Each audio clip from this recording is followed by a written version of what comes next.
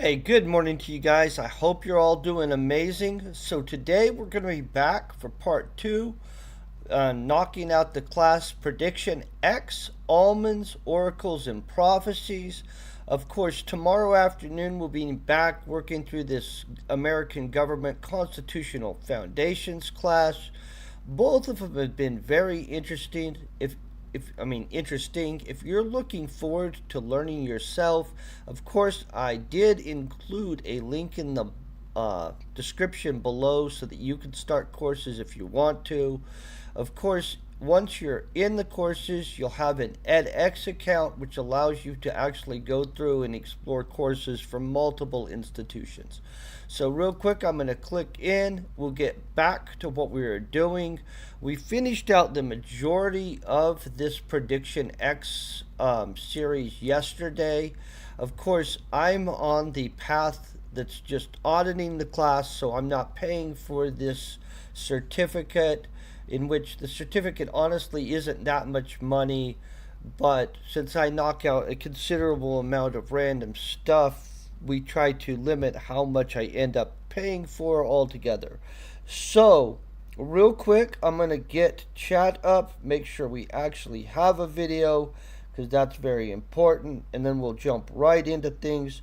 It is 4:48 a.m. and I am just waking up now as we're moving forward. And so be kind, blah, blah, blah. I am going to get some coffee in me at the exact same time as we move this forward. You guys are freaking awesome, and I do thank you guys for coming to hang out. So, we're now at the cross cultural conversion section of the course. Ancient Chinese, Greek, and Roman, and obviously, well, we'll find out what they're going to tell us. Join Sarah Schuschner and Rowan Fland as they discuss similarities and differences between predictive systems in ancient Chinese, Greek, and Roman worlds. Dr. Schuschner describes ancient Greek and Roman concepts of the cosmos and how celestial phenomena like the appearance of comets were understood to be often ill-fated portents of things to come. Professor Fland brings us further back in time to the Shang dynasty of China and shares the divination technique of oracle bone burning, which is the first recorded inscription of any sort that is known to come from China. Honestly, the section of this bone burning was kind of interesting. I'm not really sure what I think about it, but let's just be honest. Mankind has held comets as some kind of weird omen for a long time, I think globally and worldwide, so that might be interesting. Comets have been used to predict the future for thousands of years. The ancient Greeks and Romans considered their sudden appearance in the sky an indication of impending events, from mythological phenomenon and natural disasters to political upheavals, battles, and the death of kings. We're going to now go in. We'll listen to what their whole conversation's going to be. I'm honestly not sure where they're going to go, but, Oh, it's pretty short. Welcome to our conversation here about ancient prediction systems. And I'm glad that we've been joined today both by you, Sarah Schechner, who's going to tell us about omens from the skies and comets and people's interpretations of what was going on in the heavens in the Greek and Roman times and maybe more. And Rowan Flad, thank you for coming and telling us all about what was going on in ancient China and why bones were used as a divination system and how and what that meant and how it led to other systems of prediction in China, in ancient China. Sarah, maybe you could start first and then we'll hear from Rowan. Well, my specialty is ancient astronomy, in particular attitudes and theories about comets. And so I like to start with Aristotle, who actually has a very scientific view of comets as a kind of meteor below the moon. And he thinks they are hot, dry, windy exhalations that have risen up out of the ground and become ignited Yeah. and burn up there. And so he uses them to predict all sorts of things. He says we see comets, and then we see these things that take place. And he has various data he cites. So he says there was a giant stone that fell from the sky in Thrace after a comet in 467 BCE. And there was an earthquake and tidal wave and a blustery winter in Achaia after a comet in 373 BCE. So he says, okay, these things all have the same cause. The comet, as it goes up in the air and it's burning, it's going to dry out the air, it's going to cause winds. Winds can pick up a stone and drop them. Today we'd call this stone a giant meteorite, but for him it's a stone that's picked up. The winds whip up the water, we'll get tidal waves and drought conditions.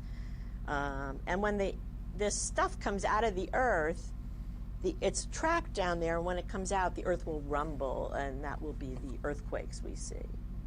So the comet isn't causing these things, but it's a sign of them, like a meteorological sign, such as today we might say mercury rising and falling in a barometer isn't causing the weather, but it's related.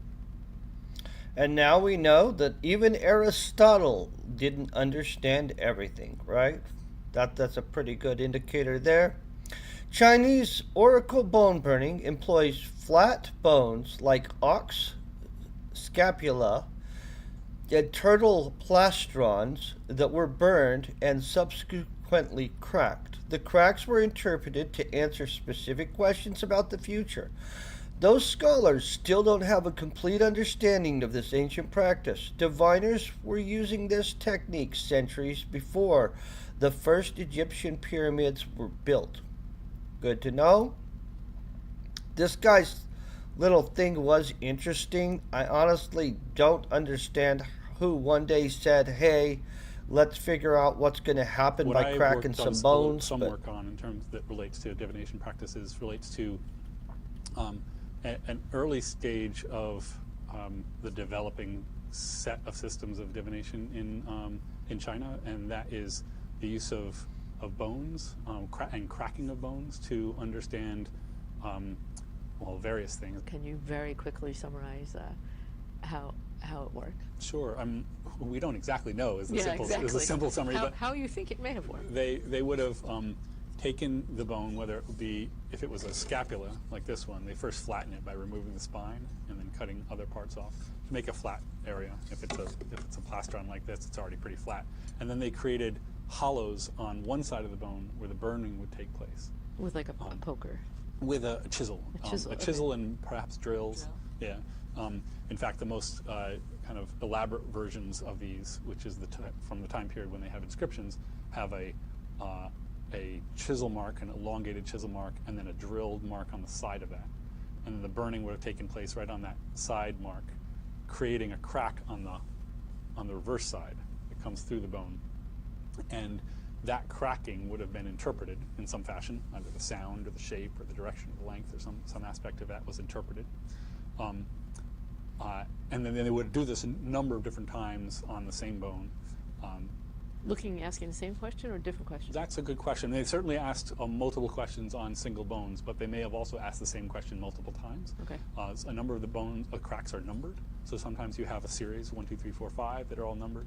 But they may be associated with one inscription. So it's. If they don't like the answer the first time, Right. do they keep asking? Well, the comets could also mean that more than one thing, like all of these atmospheric effects were going to be foretold essentially by the existence of the comet, even though it wasn't causing them, right? So it's not crazy, even with a sort of scientific approach, to think, right, that one thing can mean many things are going to happen. Right. Or you can ask many questions of the same phenomenon. You can ask it in different ways, or Right. what have you. And then they would wait, and something would happen, and then they would come back and inscribe the bone. So there was some sort of record keeping as well that allowed the practitioners to remember, presumably, which bone had been used for which divination, keep that somewhere in an archive, and then inscribe it with an inscription that includes the date when this happened, who it was that was responsible for the divination, what it was that the charge was about, and what the prognostication had been, and then in those cases, in the most complete cases, what the result was. Whether the divination was correct, essentially. We know most about what the divination was used for from a period in Chinese history called the Shang Dynasty, during which the first inscriptions of any sort that can be interpreted are known from China, and those come from bones that were used in divination practices. What will it be? The so-called oracle bone inscriptions are the first records we have of from China, and they mostly deal with divination topics and various attempts by the leaders of the Shang state, particularly the king and immediate associates, to interpret a variety of things. Some that have to do with the weather, some that relate to choices that have to be made by the king concerning attacks on other polities. And there's been some argument over the years about how to understand the way in which the phrases are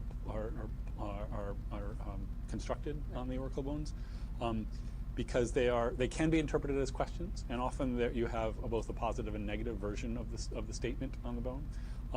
But others have argued that it's not really appropriate to think of them as questions per se, but rather as attempts to influence the outcome by making the positive statement the one which you're really desiring to be the case, and then there's a negative version of that. Just in case? Well, it reflects a parallelism or a symmetry that then becomes particularly evident both in in some of the bones that are used. So they use turtle plastrons like this one, which are naturally symmetrical, and then they have the inscriptions that are on one side, and then the positive inscription will be on one side, and the negative ones on the other.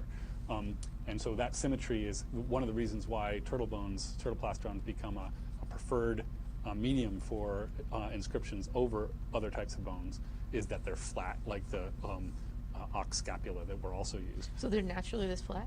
Yeah, that's an amazing. unadulterated bone, essentially. Well, it's got some of the dermal plate. This is the bottom of the This is the turtle. bottom. It's like the Right, breastplate of a turtle. Yeah. Yeah. So they didn't use the carapace. They just used the plastron.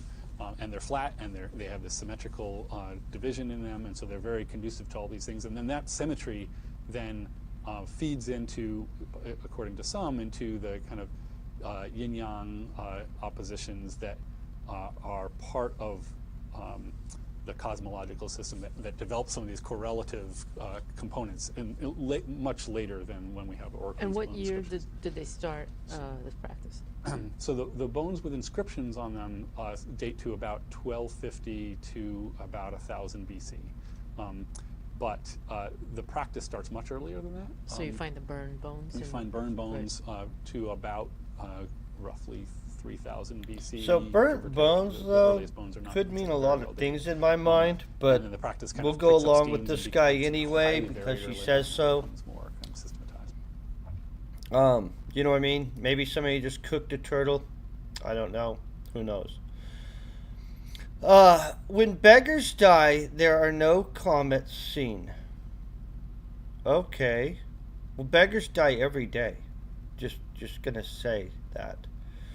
The heavens themselves blaze forth the death of princes. Shakespeare, Julius Caesar. So is it a Julius Caesar? The play Julius Caesar by Shakespeare. I'm going to be honest. We'll just pretend that that's true. But, there's all kinds of beggars that die on the same day as the prince, likely. But, whatever. Divination helps people navigate an uncertain and dangerous world, as people can, and often, interpret omens to mean whatever they fear or want to happen. Predictions also functions as a motivation to act.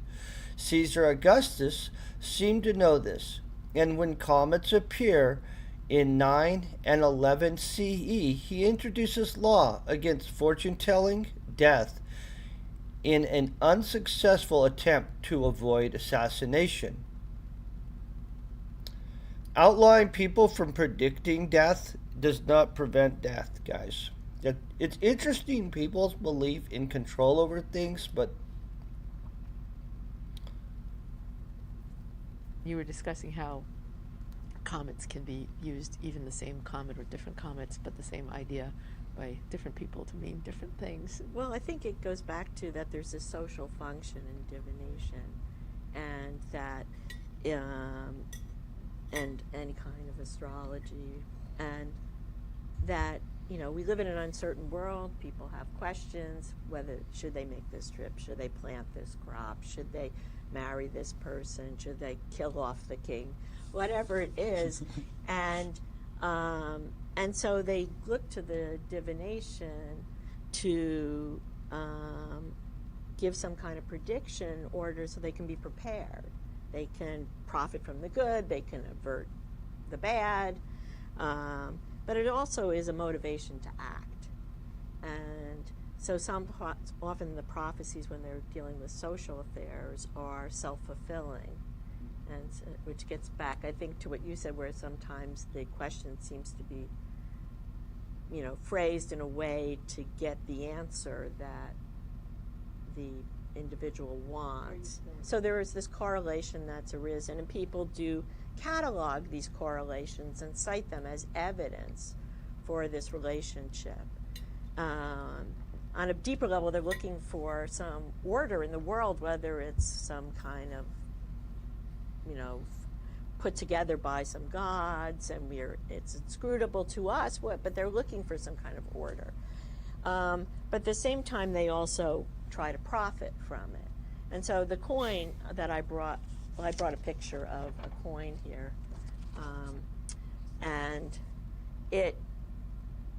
this relates to Emperor Augustus, and so this famous comet appears about the time of the death of Julius Caesar, and some see it as a prediction of his assassination and the conspiracy of Brutus and Cassius, and Shakespeare makes a lot of it in his play Julius Caesar, where he says, "When beggars die, there are no comets seen.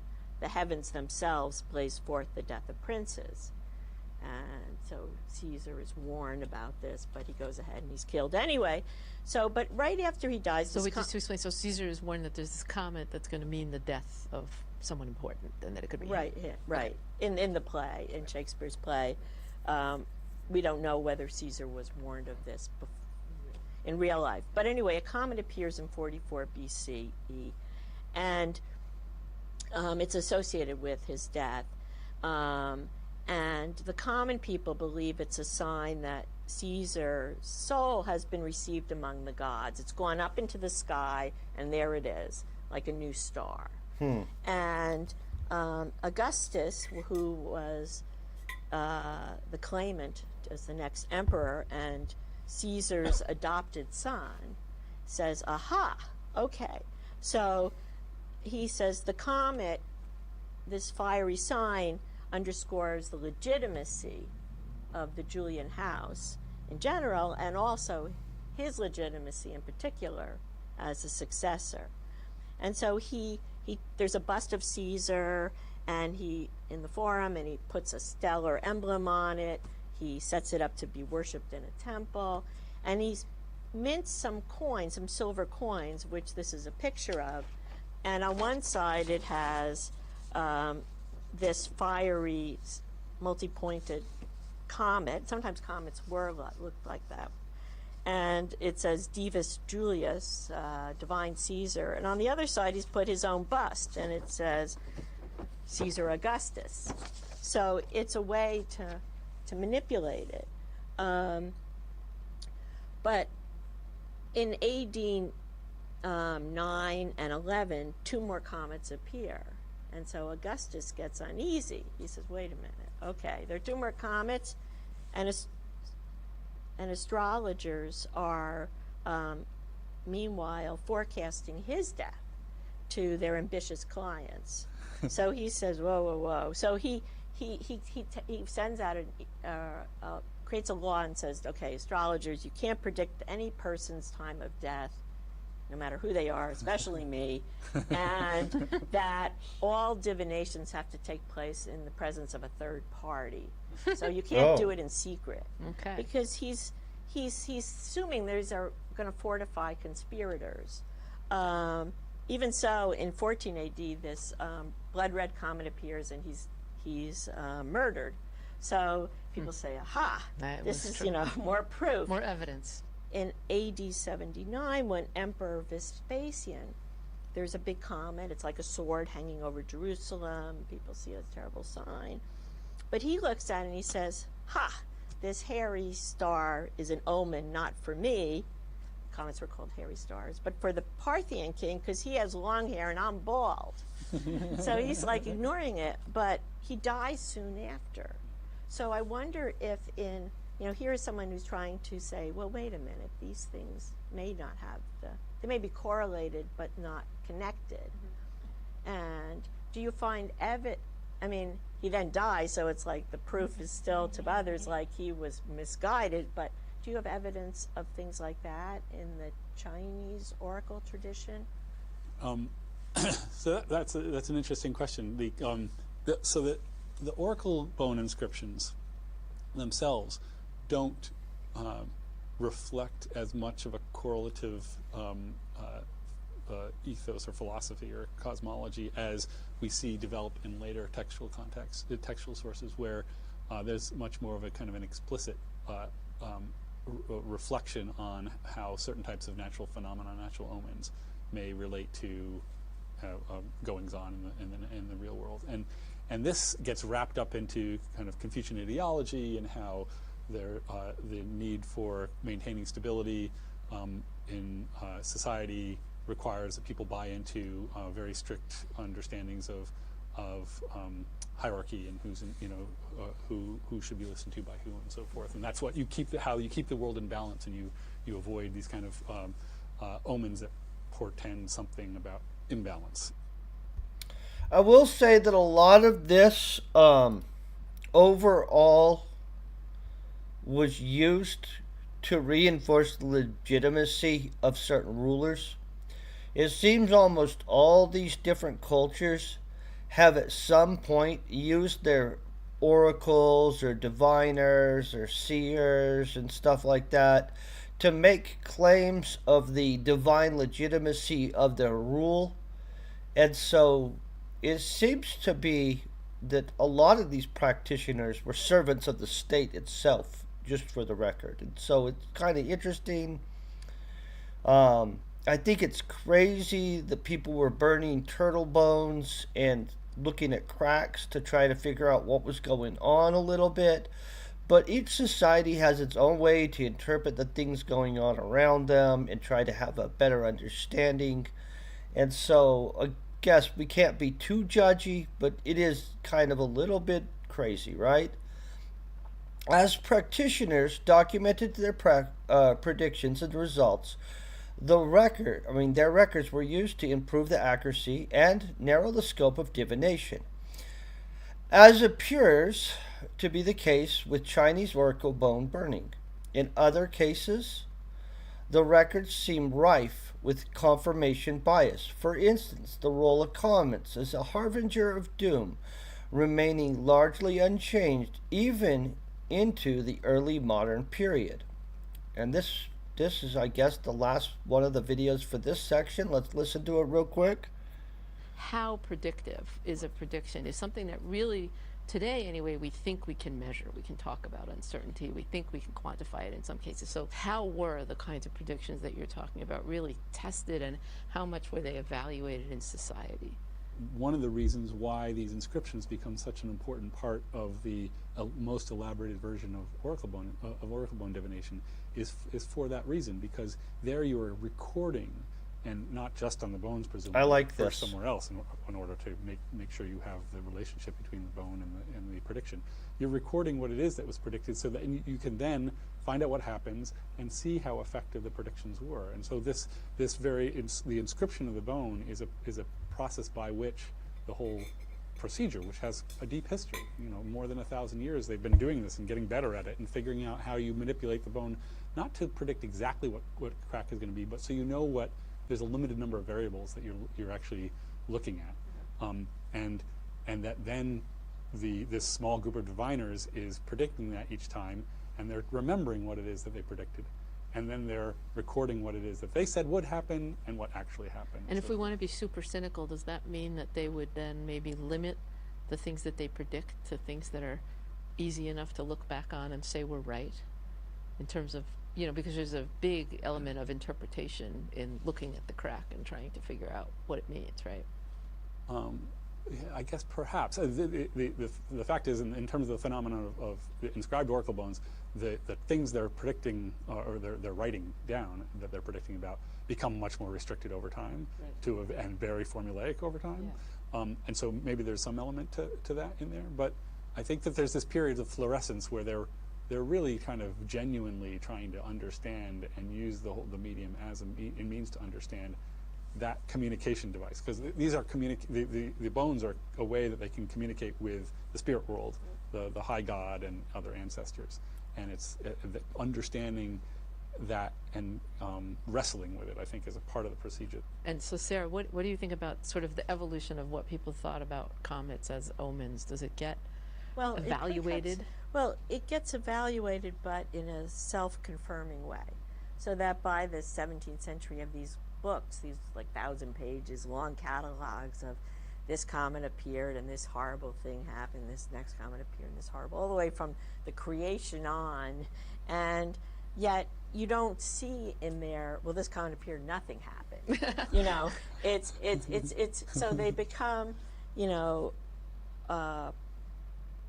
programmatic of a belief system and confirming, if you have a belief that God's providence is going to put these signs up there so that we can be alert to, like, to change our ways or something that's going to happen, then you're going to see that and only record that. So right, with the comets, and I think with the bones and all these systems, there's, it seems to me, and this is also, I'm posing this question, but on the Western side, there's a sense that the universe is interconnected, and so that there's many ways to make a prediction.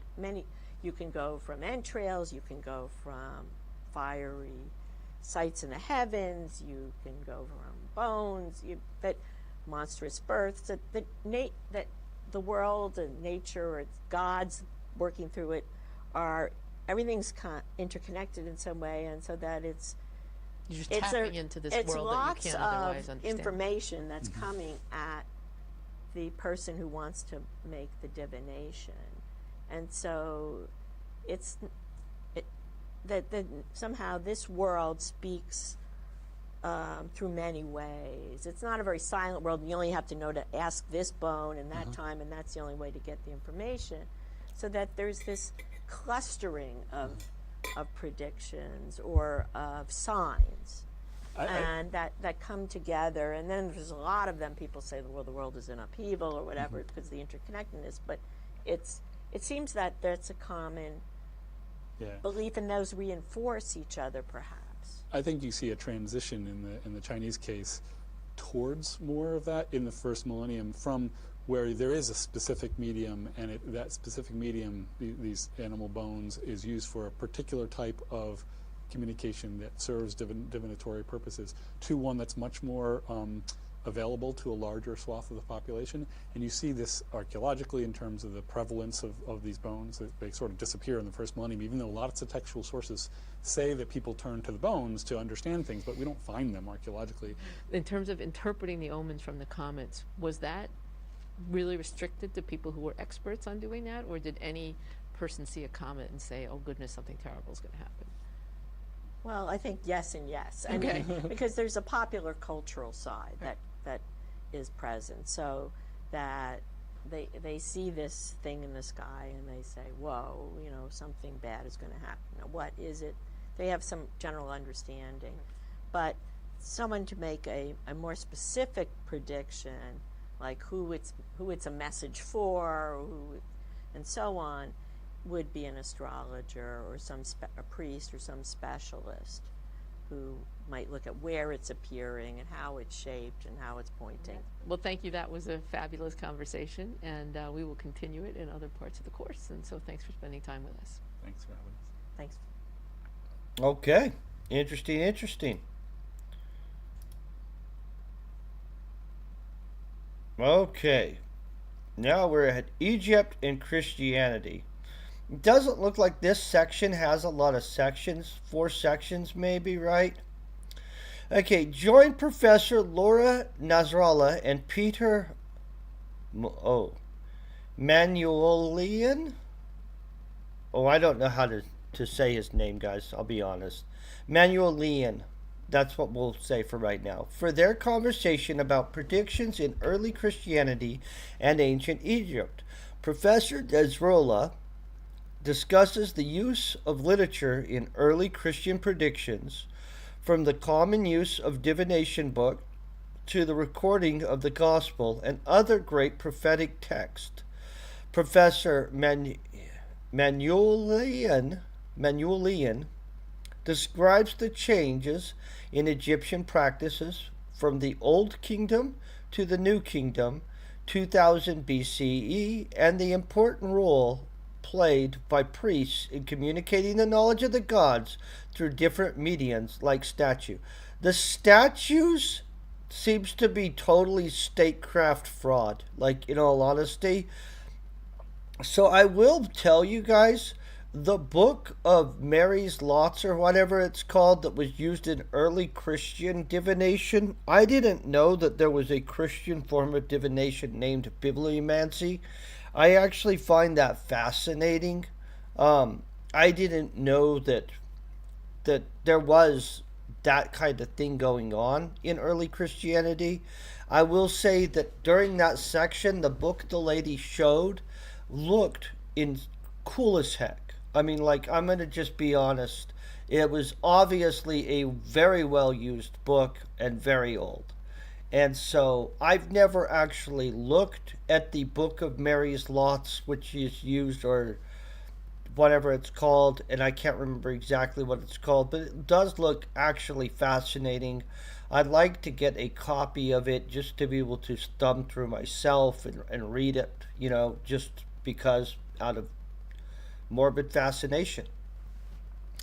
People of every age have desired to know their futures.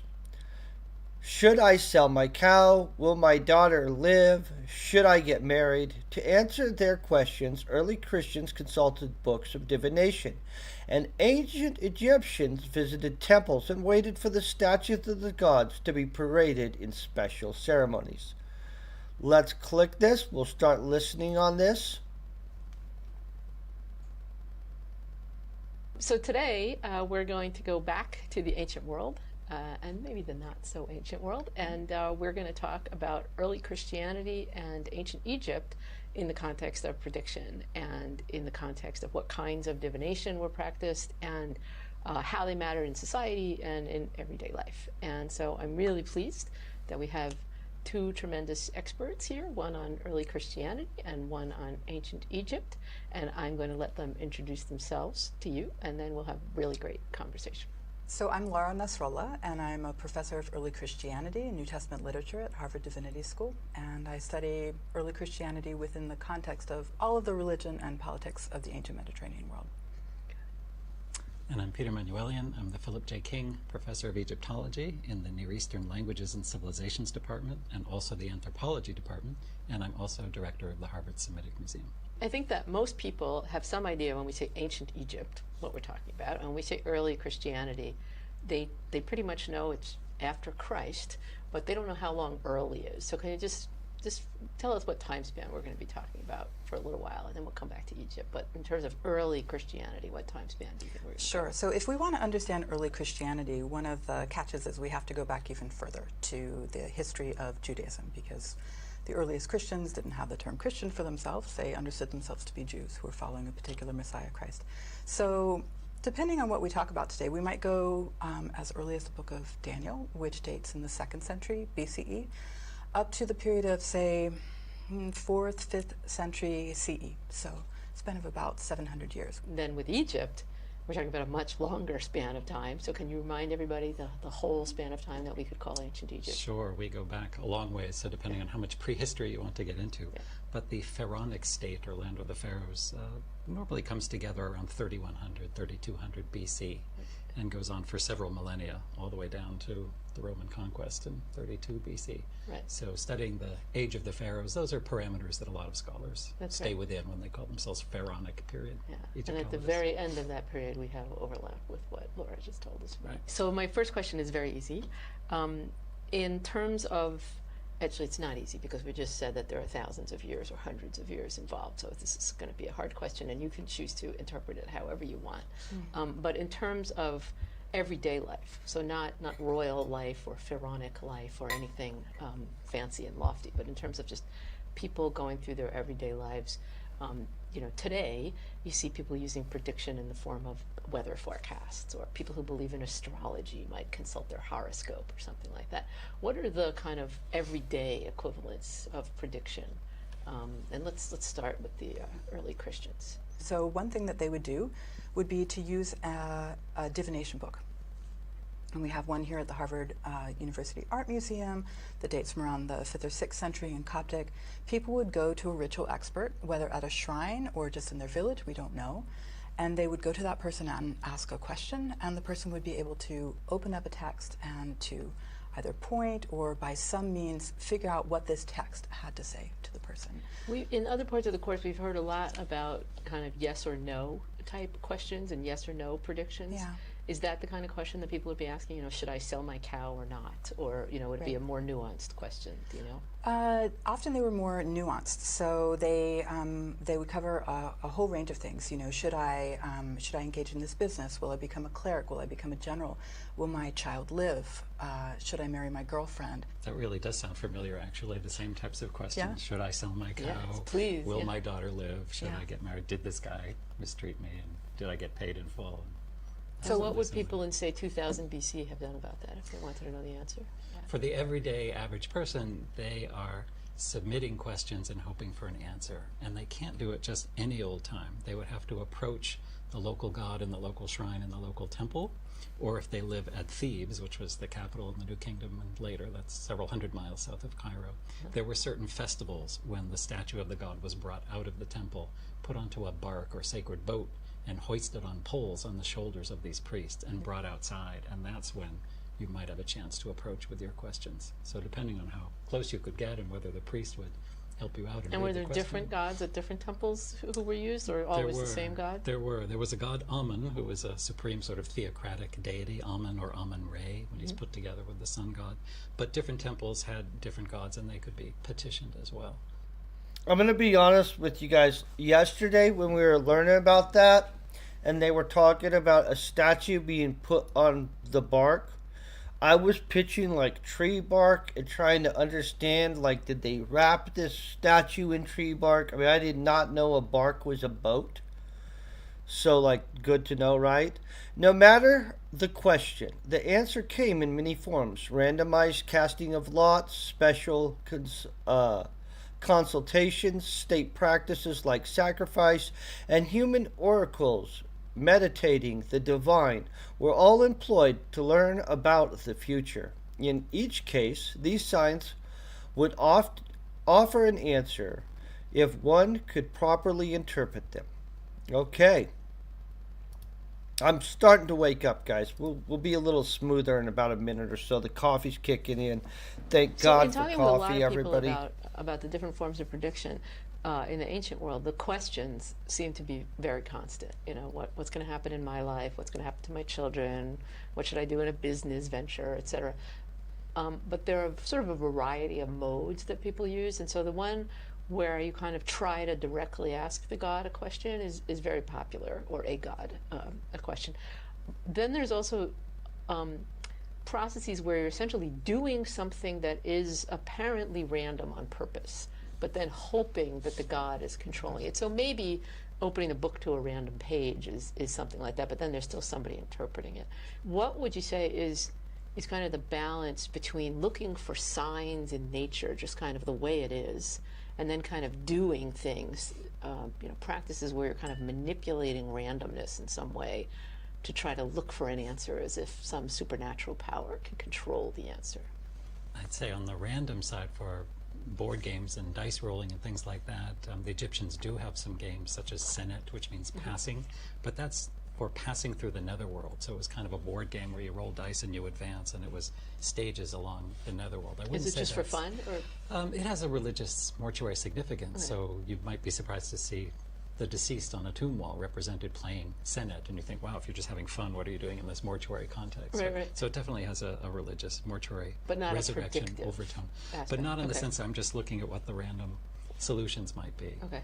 I think other texts that might talk about dreams, and if you see yourself doing this, it's a good thing. If you see yourself doing that, it's a bad thing. That might be a little bit more what you're getting at. Yeah. In much earlier periods before this, oracles and predictions and statues and nodding gods and things come on, the Egyptians do have something called letters to the dead, which is maybe a little bit more random. Yeah. So in the Old Kingdom and a little bit later, they're actually inscribing notes on sherds of pottery or pieces of papyrus, leaving it up in the tomb of a deceased relative, and saying things like, what did I ever do to you? Why are you making my life miserable? Please intercede for me. So in that case, though, they're still hoping for a very positive and definite outcome. You know, Okay. someone is sick, someone has been mistreated, and they think that nasty auntie has got it in for them, or deceased spouse is harboring a grudge from the other side.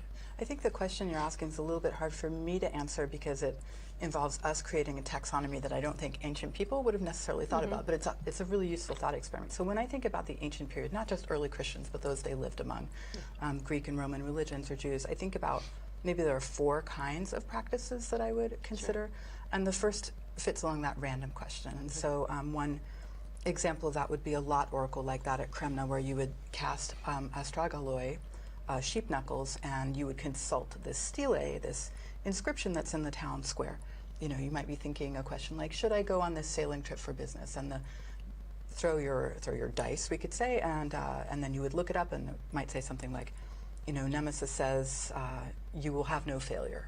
And so then you sort of get some information. Another would be consulting oracles. And one of the hard things, probably, Peter, for your time period and for mine, is we often don't know what happened. We'll have fragments of inscriptions or fragments of text, but trying to reconstruct the lived religion or the lived practices is really difficult. But we can imagine that in the case of a sortition book, that someone is going to a consultant. The conversation probably was a form of a consultation, precisely, that the person didn't just come with a question and get the answer, that there was some back and forth between the ritual expert and the person. And that back and forth may have had a kind of therapeutic purpose. You know, I'm worried about my marriage, I'm worried about my business, I'm worried about my relationship with the God, you know, and then there would be some sort of seemingly randomized answer that would come out of the book to the person. A third practice would involve these sort of, and this is not in early Christianity, but in, say, Greek and Roman religion, more state practices where there would be sacrifice and a procession and a consultation of a priestess or a prophetess. And then the last aspect, which I don't know if you've talked about with any of our other colleagues, is that where people understood the divine to enter them in an ecstatic experience, and then they would speak what the divine wanted them to speak. Okay. Good to know, right? Just kind of trying to preview ahead, see, woo, they're really going to talk on this for a second. Okay. Guys, we're going to get a thorough education on this morning, right? Okay. Many divination techniques answer binary questions, but that doesn't mean the techniques were simple or the answer straightforward. Divination often requires interpretation. Almost always it seems to require some guy to interpret it and you to pay him something. And the diviner responsible for doing so were, in many cases, priests and specialists. I think we all kind of know that. Let's click this. We'll listen through it.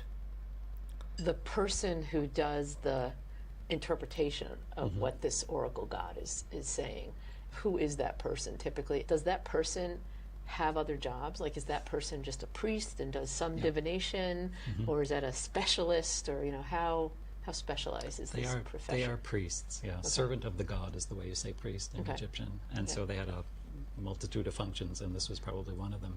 Then I think you have to think in terms of social hierarchy. Okay. So in a small village, there might be the local little temple and a local shrine, and you might scribble on a piece of papyrus or a flake saying, should I buy this animal or not, Okay. and put the two pieces in the shrine and maybe come back or wait for the answer. That's a more direct Okay. interaction. If it's the great state god Amun-Re coming out of his statue from the glorious Karnak temple at Thebes, and there are thousands of people on either side cheering, and the bark comes out, do you have access? Do you get that close? Does the chief priest who's leading the procession, who says the interpretation, is he going to listen to you, or is it only high officials and notables that get up that close and can ask their question? Right. That first example you gave of the scraps of papyrus is interesting in terms of early Christian practices, because we know at Arsinoe in Egypt in a later time period at the shrine of Saint Caluthus that people would consult the saint or god by giving two tickets. Let me give an example. One would say, will I be healthy? One would say, will I not be healthy? Or one would say, do I engage in the business enterprise? And the other would say, I do not engage in it. And you would receive back whatever one The right answer. was the right Selected, answer. yeah. So Okay. they had a sort of, you had asked about yes, no, they had a sort of binary process. If you do get that binary choice going all the way back, so there are earlier texts where there's an argument, someone bought livestock from someone else on the installment plan, Right, right. and the dispute is, have you paid me in full, or no, you've ripped me off? And so there are two pieces of this papyrus that say, yes, he's paid full in the installment plan, no problem here. Right. And the other says, no, he hasn't, we've got to go into this. And you put that in front, and which one is the God going to? You know, it's lean really towards? interesting because it does seem that that's a theme. This kind of binary yes/no question is completely a theme. And then if you think about today, right? I mean, just think about, you know, in your own personal experience. I'm not asking you to be scholars of ancient anything right now, right? But when you think about predictions, do you Lottery really think tickets? about yes/no questions? Lottery tickets, for example. Lottery tickets. It's usually a okay. no. Usually there's a lot of no. But when you think about you know, should I go on one itinerary or the other for a trip or something like that? There's a third option and a fourth option and an option you didn't even think of, and it's like it's very or the weather is the perfect example. You know, But it's also very moving to think. I mean, this is one of the reasons why I love what we study, because you know, whether it's 2,000 years ago or even longer, you know, people are asking fundamental human questions that we're still coping with, and sometimes I do think they come down to binaries. You know, so I think about one in the ancient world that I find particularly moving, and a question that we find that someone might have put to a ritual expert in the Sortes Astram Psyche, this text that purports to be from ancient Egypt. Will I be sold? You know, will I be sold into slavery? Right? I mean, that's a, you know, there are many forms of slavery, but that's a really painful yes/no question. Will the baby live? Right. That's a really painful yes/no question in many ways. So I agree with you that it can be more complicated. I wonder if levels of privilege add to the complexity, move you Yeah. away from the binary into multiple options. It just seemed that the devices that we've heard about are usually asked yes/no questions. Well, let me make that complex by referring to a really complicated text. But first, let me say that I think part of the difficulty is that we don't know the life setting of the use of these binaries. And so it's very possible that there's a yes/no moment, but that there's a vast amount of conversation with the ritual expert or you know, further contextualization of that problem or question that the person first brings, you know, to predict their future. What we might call an appeal. An appeal, yeah, or discussion. or a therapy session, right? You know, Yeah. some sort Yeah. of consultation. And I also do think, you know, when we look at mortality rates in the ancient world, and we do have some evidence from papyri from Egypt, you know,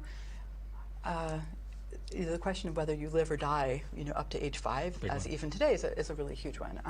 So that is a sort of interesting yes/no issue from antiquity.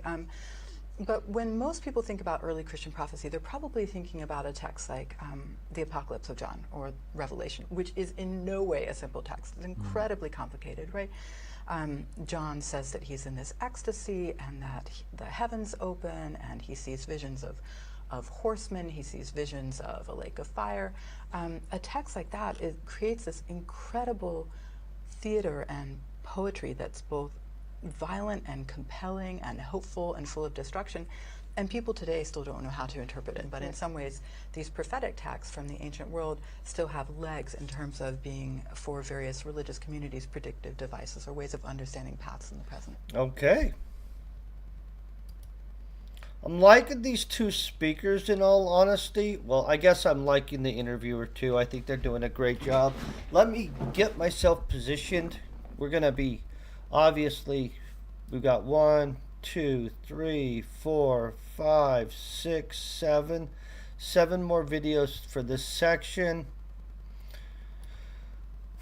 That's about 35 minutes. Hold on one second. Our contemporary disciplinary divides between contemporary disciplinary divides between subjects like religion and science are relatively new. In ancient religious and divinatory practices were integral and coherent ways to make sense of the natural phenomenon all around us. While many of the cultures took for granted the existence of fate and gods, they debate, as we still do today, to what extent the future was predetermined. I'm going to click this one up. We'll listen to it real quick. This evolution of a predictive science, meets up with a sort of otherwise mystical appreciation of the same phenomenon. We were asking Emmett Dench about the ancient Greeks and about the Greeks who we consider to be, some of the fathers of modern science, right? And, well, how much did they believe in Greek gods, we said to her. And she said, what kind of question is that, essentially? She said, they believed in gods the way you believe in gravity. It's just sort of part of life, and it wasn't a choice to not believe in these things. And so now, today, we think sometimes science and religion are sort of separate paths. But I do understand that in the ancient world, these things were much more tied up together, and that, for example, all astronomers were astrologers. That's why they were doing this. And so, can you think of examples or instances where there are things that kind of represent that overlap of what today we would think of as science and what we would think of as religion, but being kind of one and the same thing? Oh, you've just summed up Egyptology right there. I think there really is no separation. Right. These are all ways to explain the natural forces around you. So whether it's a nuclear reactor today or this blazoning image of the sun god with these streaming rays that are going right down to your face and bestowing life on you, these are all images and forces and powers that the Egyptians seek to explain, and sometimes in very graphic representational ways, whether it's a particular human-headed or human-bodied deity with some kind of animal head or not. This is how they are making sense of the world around them. And then do they have any sense of, I know that at the time of, say, the Royal Society in England, right, there were people who objected to the idea of kind of experimenting with nature, of changing nature to understand how it worked. And so obviously the Egyptians did things like build pyramids and redirect parts of the Nile and things like that. And so was there any kind of sense where they were messing with the natural order, or it was all right to do that? Well, we have a concept called Ma'at, M-A-A-T, which sort of stands for everything's the way it should be. Cosmic balance, justice, and a lot of that is represented by Pharaoh. So he is a guarantor of Ma'at. And you can imagine this gets used for propagandistic means as well. So when there's a revolution or an invasion or a collapse, climate or economic or whatever, Ma'at has been interrupted, and therefore the legitimacy of some situation was not there.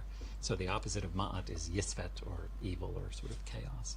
And is there a limitation on what mortals and humans are allowed to do to not mess with that?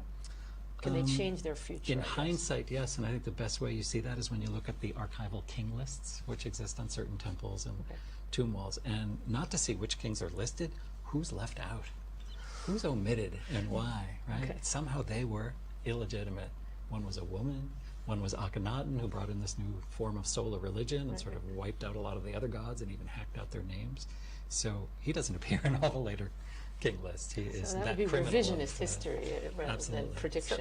Is that like the Roman practice of damnatio memoriae, where the name is actually chiseled out, or they're just left out? Okay. Sometimes left out of archival king lists, but other places, yes. Akhenaten, who brings in his new religion, hacks out the name of the god he hated the most all over the country. That's interesting. And then after he ends, people come in and they restore the name of that god. So you'll see this depression where something was there, it was hacked out, and then it was restored again. So I want to answer your question, because I think people often think of religion as something that primitive people do, and then as you get increasingly rationalistic and scientific, it dies out. And we do not want to give exactly. that So I don't want to give that. I want to counter that story. And I want to counter it in a couple ways. First of all, we know of scientists today who are, eminent scientists who are deeply religious themselves. That aside, we also know that in the ancient world, people engaged in conversations that were at the same time philosophical and theological. So we divide out those concepts today, just as we divide out church versus state or politics versus religion. And as we've been saying, in the ancient world, these disciplinary divides where we're all in different buildings studying our things would be incomprehensible to them, right? Someone like Claudius Ptolemy, who's writing about the stars, is also writing about geography, is also writing about astrology, is also writing about ethnography. So people, in the 2nd century Roman Empire at other times are doing all the same things. So I want to give an example of how some ancient people would debate about fate, about how you know what would happen. And there's really a range of opinions that they offer, whether it's someone like Cicero or someone like the Greek philosopher Epictetus. They would say, well, some people say that the gods are deeply involved in your life, so that anything you do, the gods care about and will help you to negotiate. Some say that the cosmos is such that the gods set it up and run it, but they're not involved in the minutiae of whether you have, lentils or, kidney beans for dinner. That just doesn't interest them. We also have texts from the 2nd century, again, where people self-consciously make fun of false prophecies. So there's a Syrian writer writing in Greek named Lucian, and he writes a whole story that's really funny called Alexander the False Prophet. And he's so annoyed at the way in which this guy dupes the locals into thinking that he's actually conducting legitimate oracles. So there's a self-consciousness in the ancient world, both about engaging in these practices as really valuable and about the fact that they're dangerous, because you need to have some sort of litmus test for whether they're fake or whether they're true. Right. And someone can dupe you in the past just as in the present by saying, well, the god or the gods tell me this. Okay. Real quick, even though it's a real world thing and isn't very mystical, I'm going to go change my laundry over. It'll take me literally 1 minute, but I need dry clothes for the day. And so 1 second, we'll be back to this fascinating stuff.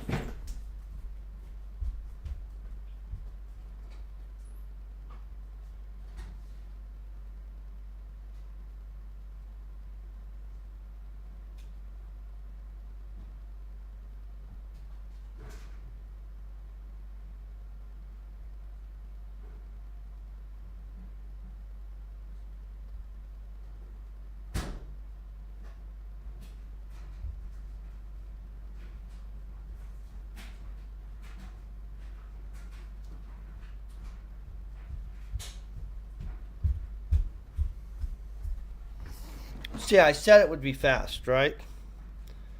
Okay. Some predictions didn't always play out the way they were foretold.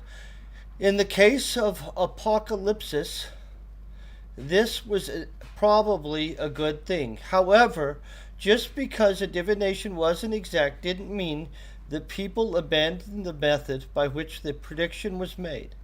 Many of the divinatory techniques and prophetic texts were used for centuries and even passed from culture to another. When a prediction didn't pan out, it was often seen as a problem of interpretation or operator error. Let's check this one. Is there any concept of verifying prophecies in any of your experience with all of these texts and archaeological records? Well, that's a good question. Maybe the genre of morality tales, which are part entertainment, part propaganda, part didactic literature. So someone's going down the wrong path, and yes, he gets it in the end. Or someone committing adultery, and so maybe by example, by similarity. Someone else comes in and creates a little wax crocodile and says, next time you see these people committing adultery, toss this crocodile into the lake and it's going to grow up and become a real crocodile, and it does, and it bites the guy and takes him off, and that's the end of his. So there's a verification for the wrong type of behavior, I suppose. Okay. Okay. Just add water. Grows naturally. Yeah, there's things you can buy in like little gift shops. I don't think they turn into biting crocodiles. I love the question because I mean, your question really comes out of a different framework than I usually bring to the text. So you're basically asking, as if a scientist runs an experiment today and makes a certain claim, and someone else reads it in a peer-reviewed journal and says, well, I want to see if I can run that. Let me run it too. And then we find out, yes, the data was wrong, or yes, the data's, or let me make it more complicated. I don't know. I think it's hard to to see if that happens in antiquity. We have This to, lady's I think legit. it's reasonable to assume that they thought that the predictive devices they were using were effective, because a text like the Sortes Astrampsyche, which starts in the mode of Greek and Roman religion with questions that indicate its emergence out of what we sort of rudely call a pagan culture, gets used by early Christians and shifted by them to Christian questions. So will I become a general becomes will I become a cleric, or it gets used again. So they must have thought that these processes were true or useful. Another way to answer that would be to talk again about a text like the Apocalypse of John. It takes up earlier prophetic texts and uses it within itself. So it takes the writings of Ezekiel and the writings of Daniel and other Jewish prophets and sort of remixes them. So it's clear that those texts were thought of as very important and significant and powerful and worth reusing and redeploying in a new political and theological crisis. And what did people do when there was, say, a predicted apocalypse that didn't happen? Yeah. What did they do about that? I can answer, because this happens a lot. In Christianity more recently, we have more data on it. So usually the answer is, well, we didn't understand the divine properly, right? That we somehow missed the boat, and it's very dangerous to say the world will end on a given day. I think, was it like 10 years ago that there were billboards all over the Boston area saying, the world is going to end on this particular day, and it didn't. And so then a community has to sort of, regroup and cope with that cognitive dissonance. Usually it still respects its leader, so it's like, well, there's places in the scripture where it says no one knows the time and the hour, so, well, we got it wrong, we shouldn't have tried to be so precise. So there are ways of sort of coping with that, embarrassing lack of an end. What's interesting is you could interpret that as uncertainty. We didn't completely understand the model, if you will. Yeah, thank you. That's a real insight. But but that's what happens to climate scientists, right? If they say the temperature is going to go up by 1/4 of a degree and it only goes up by 1/8 of a degree, then climate skeptics go, you don't know what you're doing, right? You were off by some number. So if they were off by 1,000 years on the apocalypse, it could still be right. Let's hope not. Okay. Royalty, elites, and politicians have access to different methods of divination than the regular population. Egyptian pharaohs might have visited the statues of Amun in Karnak temples or consulted a retinue? I don't know. A retinue of priests? What is this word? I actually don't know this word. We're going to look it up just because, and we're going to find out how to say it right. Retinue. Retinue of priests. Okay, a group of assistants, servants, or advisors who accompany a important person. Okay. I've never seen this word before, and so, you know what I mean? And while few early Christians were of high social status, the first Christian emperor, Constantine, supposedly converted to Christianity based on a celestial omen. I believe that. I mean, I don't know about it, but... So what about really big predictions? What about, kings and pharaohs, asking for help? What forms... that, and who are our friends? Those are here? the big decisions, yeah. So non-royal and royal. Non-royal and And royal. actually his dad was one of the first, earliest and best attestations we have for this whole oracle decision. This is Amenhotep II from Dynasty 18, and his father was the great general, often likened to Napoleon, Thutmose III. And Thutmose III, as a prince, was picked out of a crowd by the statue of Amen at Karnak Temple. So he's sort of perambulating around, and Thutmose is there, and it stops in front of him. I don't know how many other people were around, how many other princes were there who didn't get chosen. But this is a great propaganda bouquet speech, at the right? wedding. I'm the one. I've been picked by the god. And it happens again later in the New Kingdom under Ramses IV, the same thing. So he went off to a great military career. This guy was probably the world's first super jock. He was inscribing texts about how he could ride his chariot faster and shoot arrows through an ingot of copper deeper, and they'd stick out the other side, and he could row better. And he's here kneeling, and he's holding two little new jars, which are little wine jars, that he's offering to the god. So I brought this along to show, like that Bob Dylan song, you got to serve somebody, no matter who you are, right? So even the king will kneel in this kind of this pose. And we know he's the king because he's wearing this double crown of Upper and Lower Egypt, the red and white crown, and he has the Uraeus cobra on his forehead. And that's how you can good tell to who know. he is. Some of these statues would have a hieroglyphic inscription on the back. This one doesn't, but that would And if he identify wants him. help understanding the future, he's got a whole group of priests at his disposal. He would appeal probably to the statue of Amun in Karnak Temple as he's going off and winning military victories, and tribute is pouring in, and he's building a new pylon and dedicating it to the god and expanding on the temple. That's all part of the deal here. And were there So they have any different concerns. consequences for the priests if they got it wrong? If they got it wrong, they never get it wrong. Just like the deceased has this weighing of the heart scene in the afterlife where his heart is weighed against a feather of truth. Yeah. It's never wrong. There's this beast ready to devour you if you don't pass the test. You almost never fail the test. So success every time.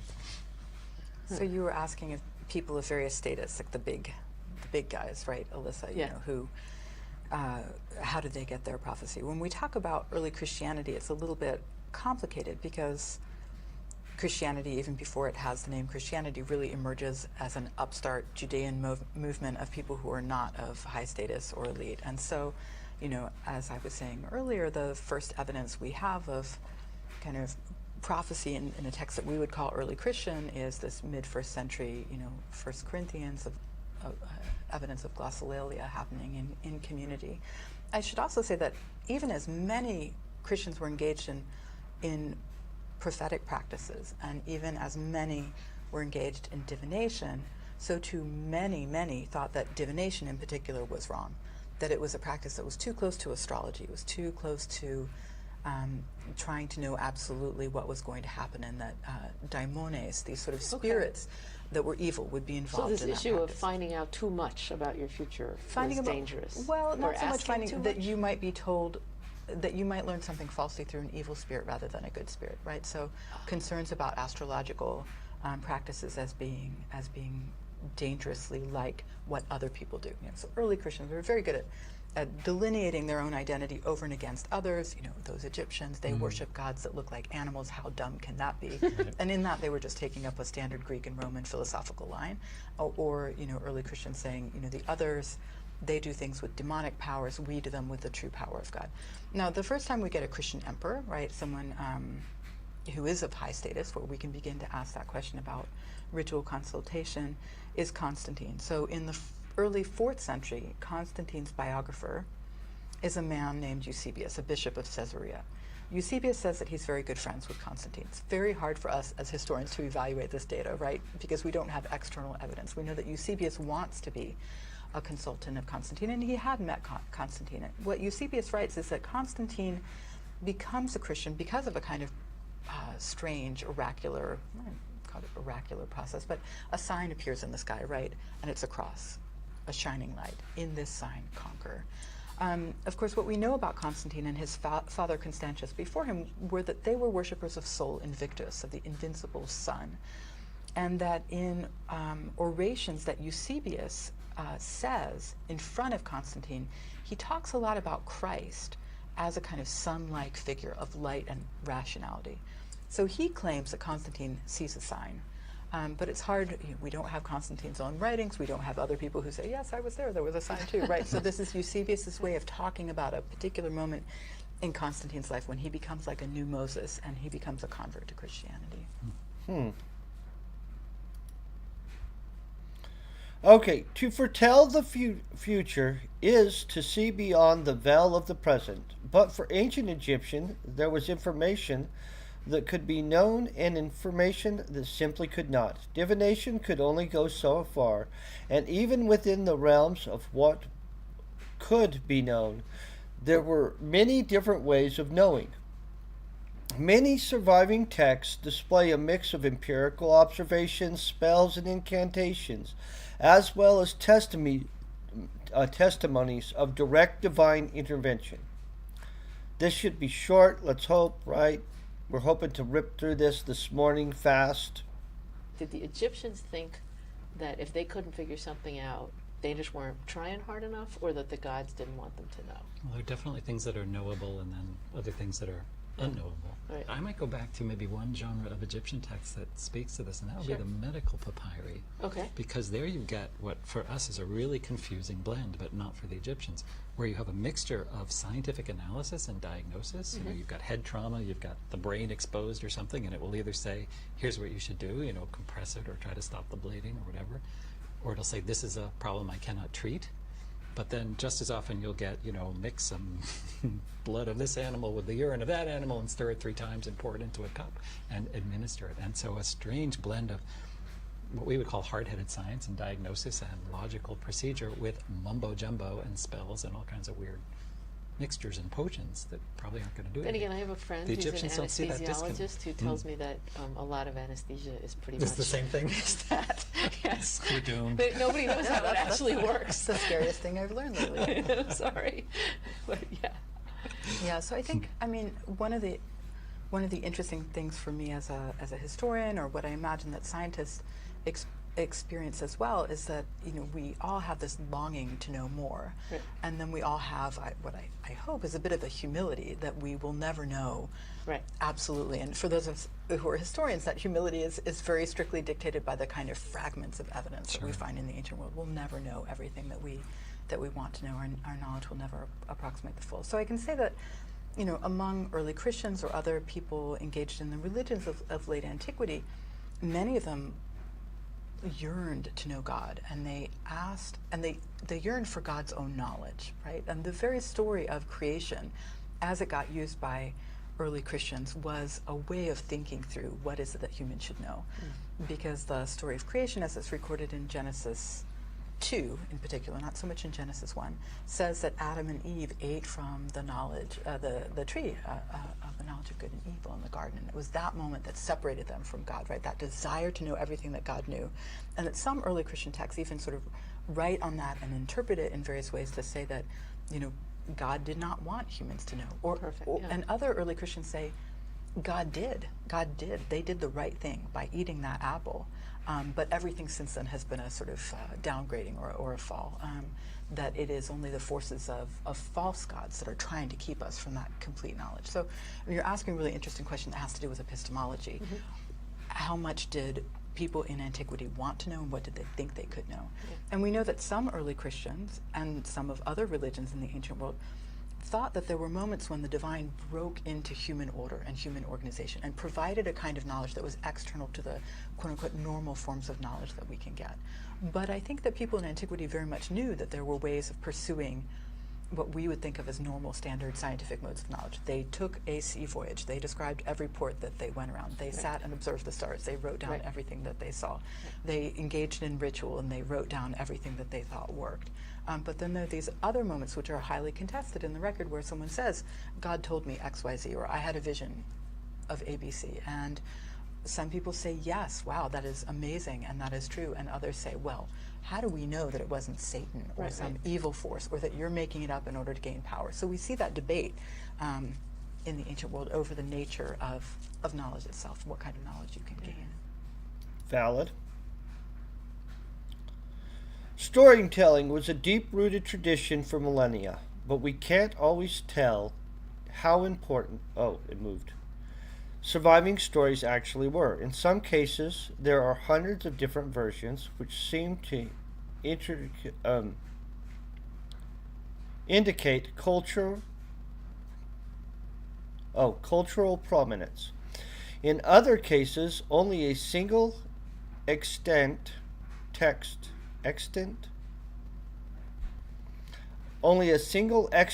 survives. In trying to piece together a large narrative from these artifacts, scholars wonder what might future archaeologists think about us on what we leave behind. They'll probably think we're crazy. Honestly, just gonna be legit with you guys, but maybe not.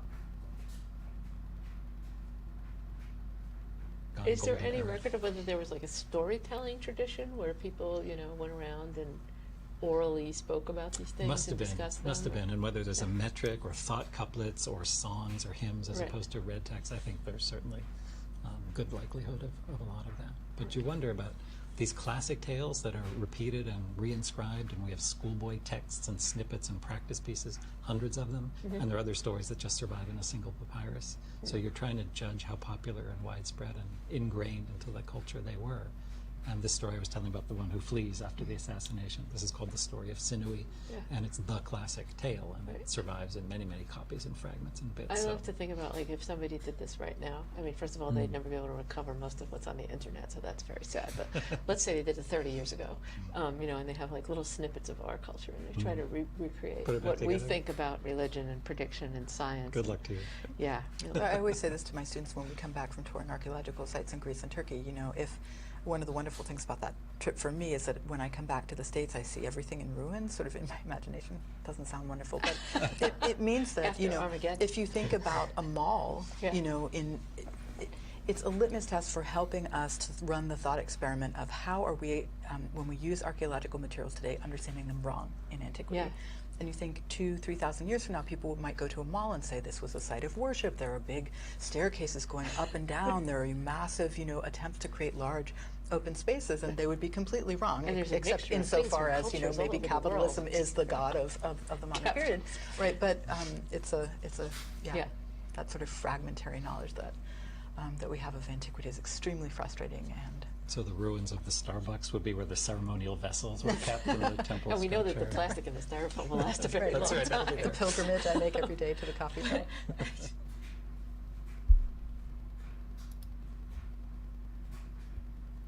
Okay, the sky was integral for all traditional cultures. The cyclical movement of the heavens accounted for yearly calendars, but celestial anomalies were also used to indicate significant events, plan military campaigns, and foretell outcomes of battles. We already know that, but let's click it. Let's listen to what they have to say on this.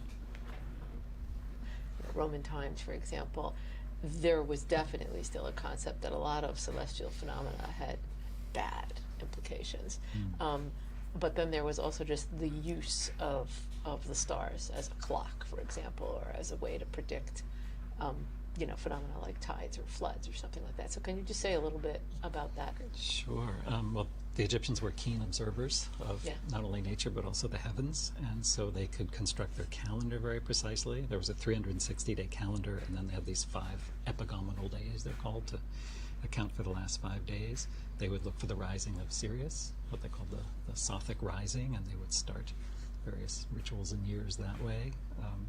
They have constellations and names for them, and on several tombs there are wonderful astronomical ceilings where you see the constellations painted on there, not only New Kingdom private tombs, but also royal tombs as well. And so it plays a tremendous role.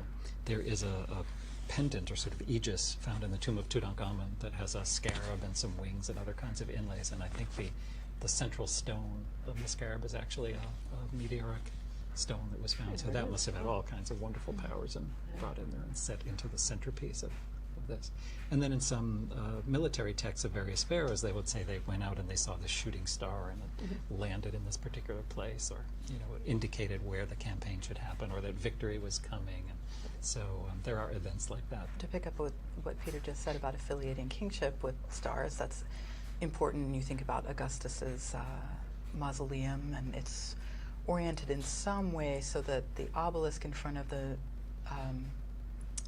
his mausoleum points at it, I think it is, at a certain time of year on his birthday or something. We'd have to go check, but there's an understanding that celestial events are connected with these great figures, and so too with the story that we find in the Gospel of Matthew, the idea that a star came in the east and that these magi, you know, magicians basically from the east, come because of this astronomical event, knowing that it's predicting something significant. We also have early Christian texts that are very against that kind of predictive activity. And we have texts from the Roman world where really the role of geographer, astronomer, and astrologer is sort of mixed, again, in a figure like Claudius Ptolemy, who's able to look at the stars, talk about their movements, look at the earth, talk about its topography, but then he also makes connections, you know, if you're from a certain region of the world, you're governed by certain constellations, which are governed by certain gods, and so you innately have certain, what we might call racial characteristics that are built into your people. So there you see, I think, a confluence that certainly a modern-day astronomer would find deeply disturbing, and in fact, many Roman historians try to, tend to play down the more what we would think of as problematic or superstitious aspects of those. Well, but we writers. do talk. I mean, when you say geographer, we do talk later in the course about the important role of astronomy in navigation, and that was important. Okay.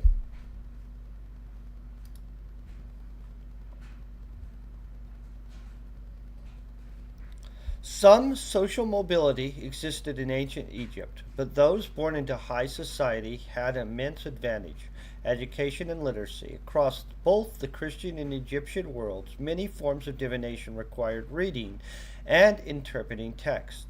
And so, basic literacy was crucial, even for common predictive practices.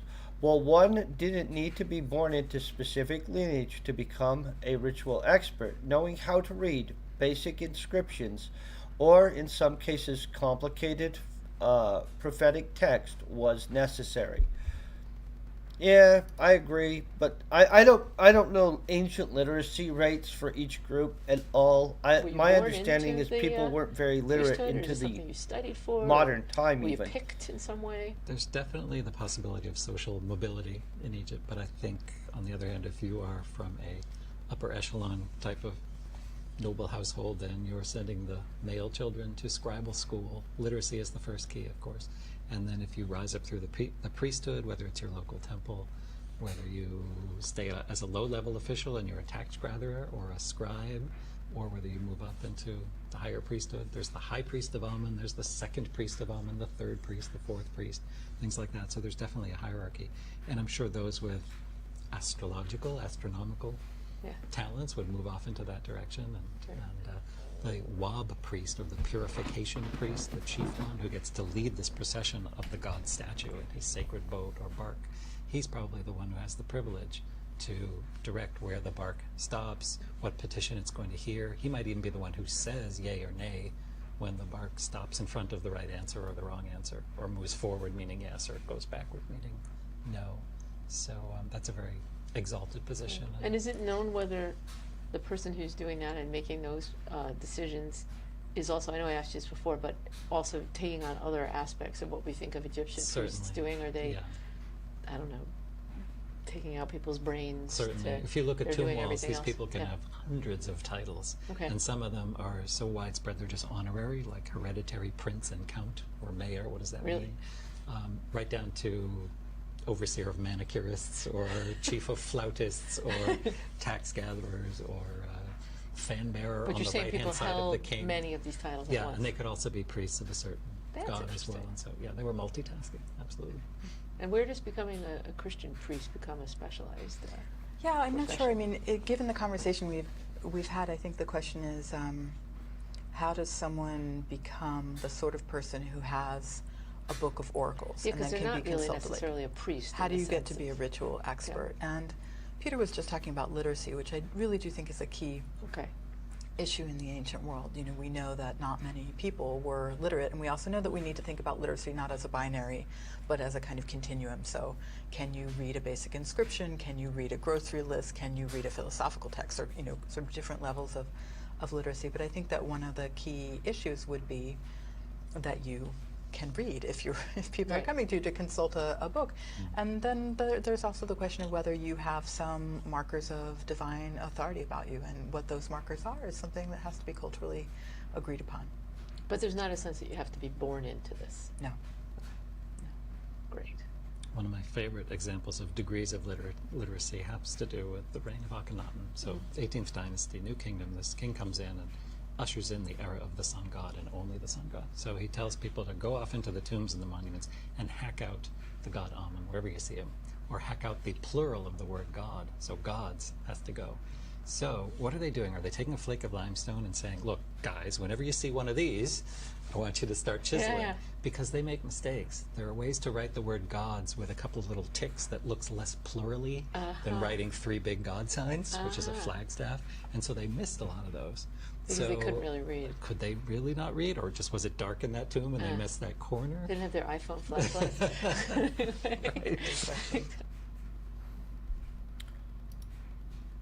Okay, next. We're at Babylonian Greek. Let's look at how big this section is. Doesn't look way big, but it is a little bit broody. Okay, let's get through it. I just want to forecast forward a little bit, see what we're looking at. Oh, there's the final quiz. Guys, we're so damn close to the final quiz.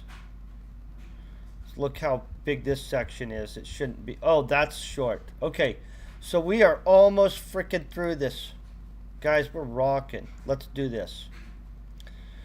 Join Professor Emma Dench and Porter Steinkeller for a conversation about ancient Babylonian, Greek, and Roman systems of divination. Professor Steinkeller describes the well-documented Babylonian practice of horospicy and ecstaspicy, or divination by reading the entrails of sacrificed animals, and explains how this technique grew from a custom into a full-blown theoretical system. Professor Dench relates how some Babylonian diviners continue to develop in Greek and Roman worlds, and also shares other predictive systems like the famous oracles of Delphi, Roman augury, divination by the flight of birds, as well as less-known systems like observing the eating habits of sacred chickens.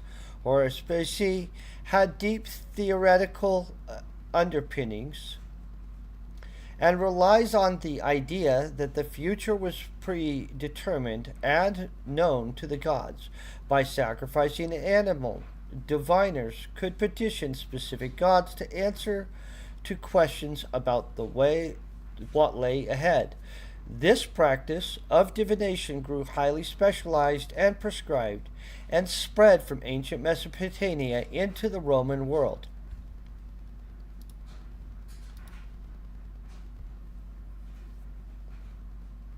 Well, welcome back to PredictionX, and today we have 2 experts on the ancient world here to chat with, and I think we'll start by letting them introduce themselves. And so maybe we'll start with Emma. Hi, I'm Emma Dench. I'm Professor of the Classics and History here at Harvard. Hi, I'm Piotr Steinkeller. I teach Assyriology and Ancient Mesopotamian History at Harvard. Piotr is particularly an expert on things that have to do with sheep and ancient Mesopotamia. And so if you could, can you just describe pretty quickly what the systems that you're going to be telling us more about are like? Yes, well, I'll be talking about divination or future prediction from the entrails of sacrificial animals, and that's something that was specialty in Babylonia. Actually, this practice probably was then carried to the classical world. And I should probably start with telling you something about theoretical background. I believe that the Mesopotamian divination, like Stesipe or Haruspicy, as that's another word, was called. Do those 2 words mean exactly the same thing, or are they different? Exactly the same. Okay. As I understand, Haruspicy Yes. means seeing the extra. Yes, that's And right. Baru in Akkadian means exactly the same, the one who sees, who can analyze the extra or entries. So I would suggest that Mesopotamian divination had a very strong theoretical background, which explain how the foreknowledge of future can be obtained from the divine realm. And I think there are 2 essential points behind this theory. First, that the future or future days, as they described it, were born and incubated in the netherworld. The second point is that the sun god, who's sort of in charge of ecstaspicy, when he passes through the netherworld during a night, then he comes into contact with future days. Therefore, he knows what will happen the next day. And Father the theory said that it is possible to inquire, to induce the sun god to share his foreknowledge of future with the humans. The sun god gets a little bit more knowledge each night, presumably not of just the next day, but of the distant future. Exactly. Right, Yes. okay. Well, it can be several days. They think of the future as a sort of infinite number of days, half days, which are born in the netherworld. Yes. Okay. Mm-hmm. So here, perhaps you should introduce the diviner, who had to be specially trained, and he belonged to a small group of specialists. And he had the knowledge to analyze the extra. And the procedure he would perform involved a sacrifice of a sheep. First, he would need to present various offerings to the sun god, and perhaps other gods would be involved as well.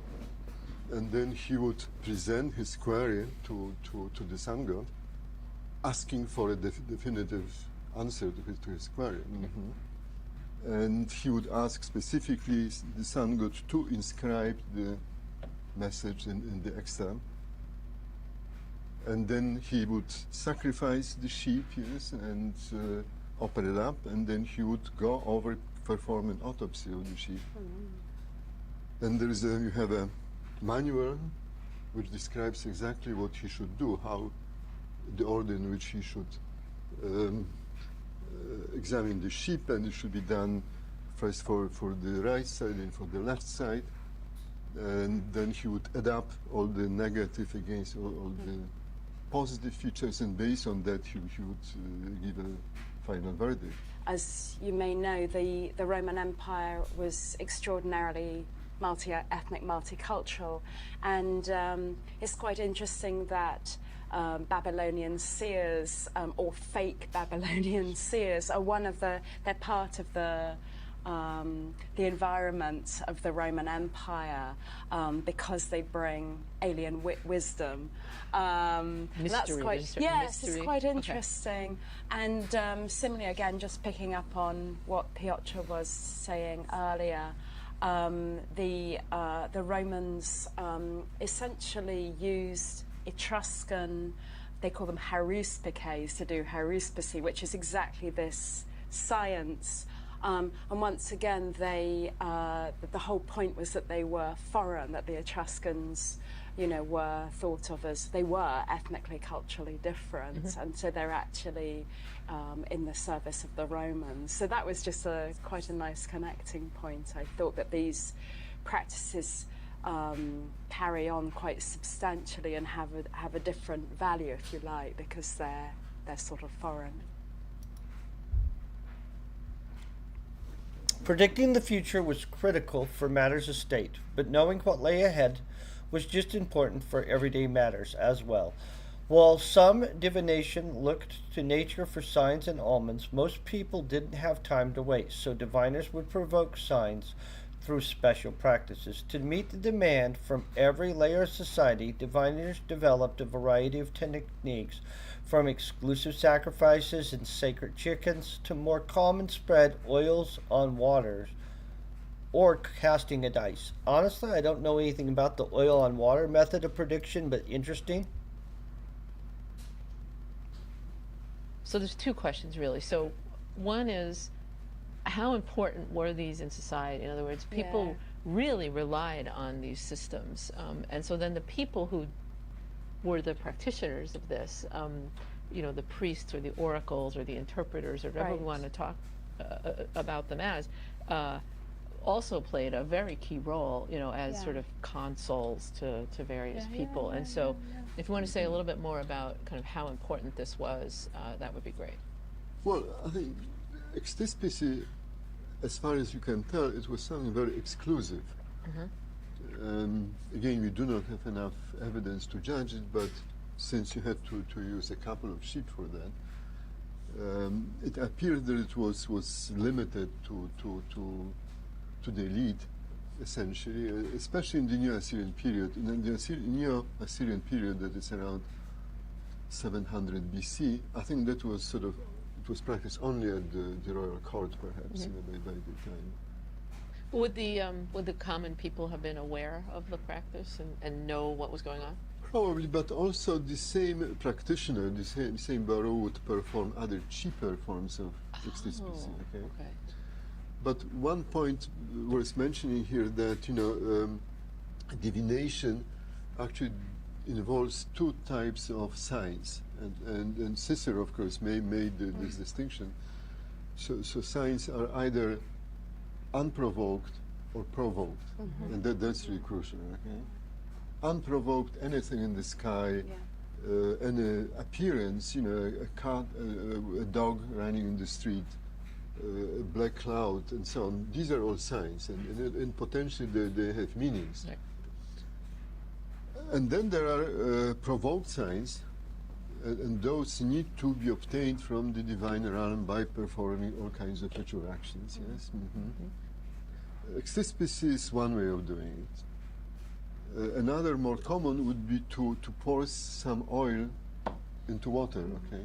And based on the configurations, you can again predict future, yes? There is also a practice you would also throw, I think, flour on water. This seems to almost connect to the Delphi story.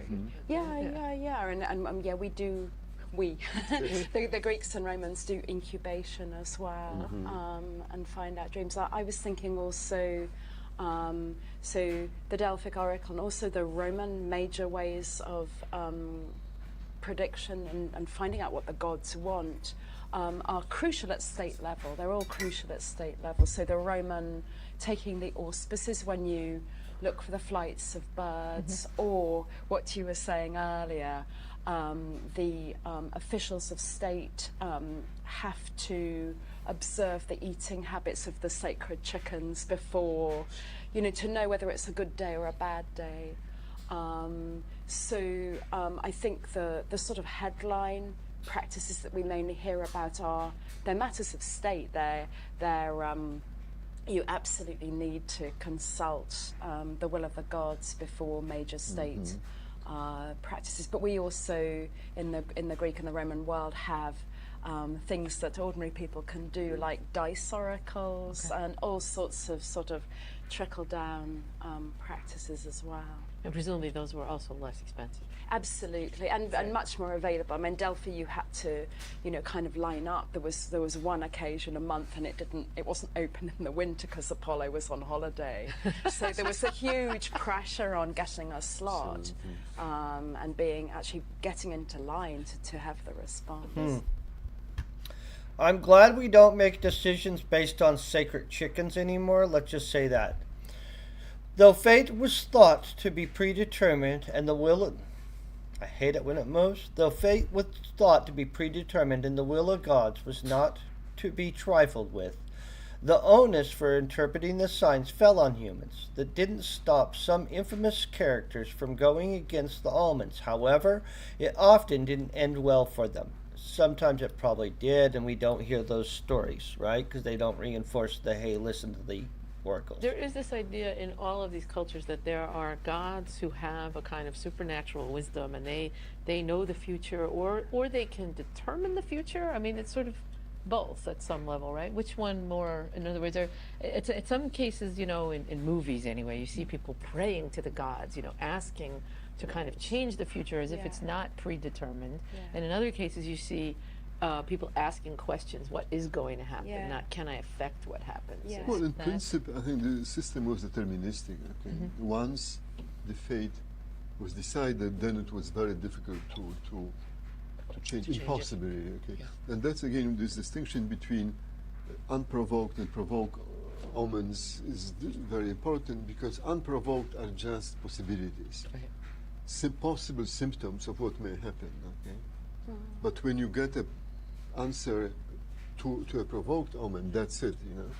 That's the real decision, and nothing can be done about it. That's how it seems to work. Yes. always told as a problem if you mess with the God's will, and you try to, that sort of story is pretty much inevitably leads to disaster. But having said that, the onus, I think that's so interesting, and right through Greek and Roman practices, the onus on both society and individuals to work out what the signs mean is enormously complicated. And I think that that's something that is sort of reassuring to us, because, you know, it's sort of, it's, yes, you have this, on the one hand, this belief that the fates are, they're absolutely unchangeable, but then you've got to figure it out. And I think those are the processes that we really like. And my favourite story of not Roman story of basically taking no notice of the sacred signs was the commander Publius Claudius Pulcher in the First Punic War, so sort of mid-3rd century. You can tell she loves history. He was sort of looking for the sign of the sacred chickens, and they've got to eat, and preferably, I really like that, the best sign is that they eat and they drop crumbs on the floor. I really like that. That's really, really good. And these chickens, they won't eat.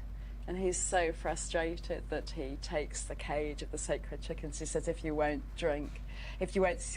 eat, you can drink. And he flings them into the sea. And then he loses the sea battle. So you mustn't go against the gods. Well, similar things happen in Mesopotamia. There's a famous case of Naram Sin, you know, the great old Akkadian ruler who deified himself, and that's, of course, that's a story, literary piece, and he wanted to rebuild the temple of Enlil Nippur, you know, the chief Sumerian god, and he wouldn't get omens to that.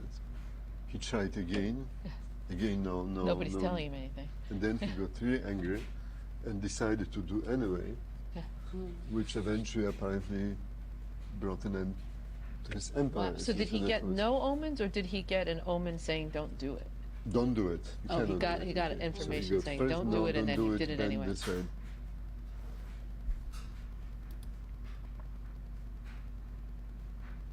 I was just waiting for it to move on me. Okay.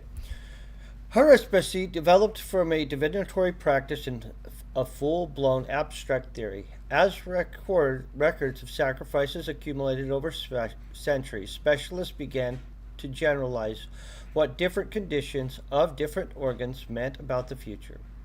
Like developments in astronomy and physics, as more and more data were documented, what began as a hand-on practice turned into a theoretical and sometimes very speculative predictive system.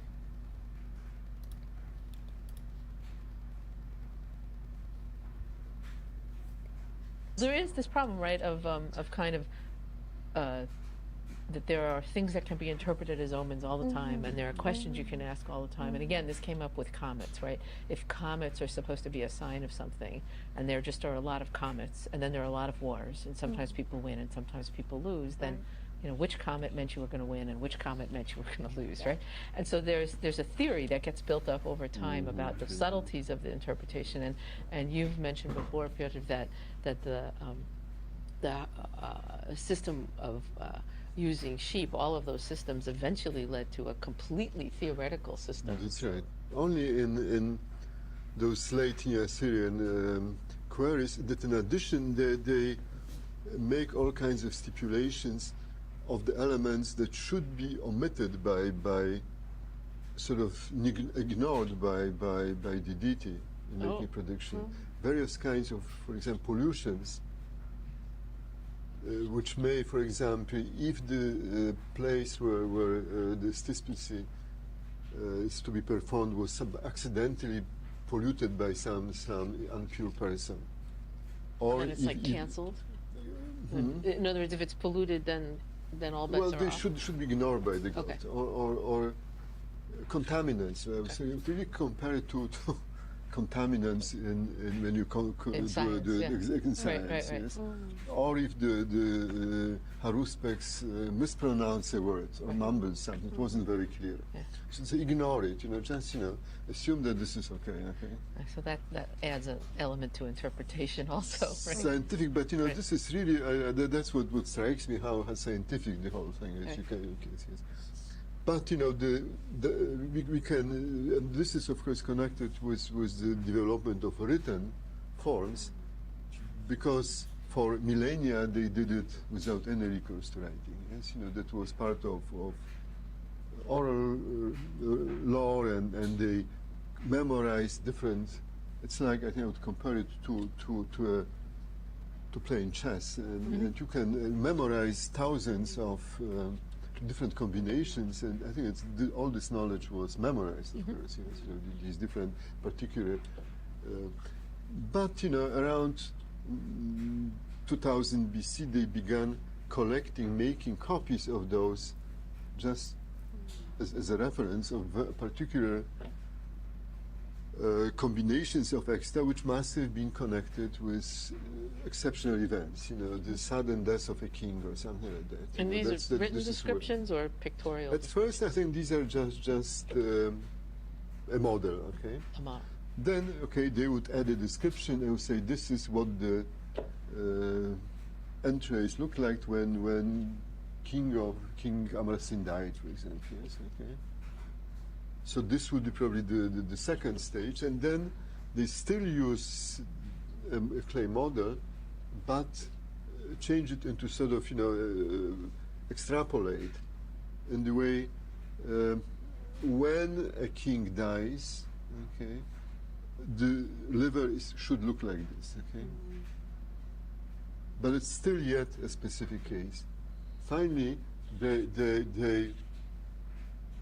disregard, sort of those models, and they begin writing, on tablets, and they would say, if such and such a feature occurs in the ancients, then a king will die. Okay. And from now on, and so this may have been, this one model this one omen may have referred to a real occurrence, yes, real historical event in the real configuration of extra, yes. But now it becomes possible to generate completely artificial omens, okay? Because, if there was, for example, a gate on the left side of the liver, yes? That's a feature of the liver. The feature of the liver, or it was like a geography, and like a little town and the soldiers, and so you saw it, okay? So if the guard or a finger, is there a finger on the left side, which probably would be bad because left is bad, yes. So then you could create an opposite omen if there is a finger on the right side of the same feature, okay. Then you can multiply the number of figures. If there are 2 or 3 or 4 or 5 fingers, sometimes they go up to 10, okay. And then numbers again would have lucky and unlucky meaning, yes. So you could, with this you could create already 20 new omens, yes. So you no longer need to go and kill any sheep, yes. You just sit at home and speculate and create all these omens, yes. It reminds me of a story of in physics where people collected, or astronomy, people collected a lot of data about the stars and about the heavens, and then eventually people like Kepler and Copernicus came along and started attaching math to this data and being able to predict things from data, and then people like Newton came along and said, no, I don't even need any data, I can derive equations that are going to tell me the future if I just put in hypothetical inputs.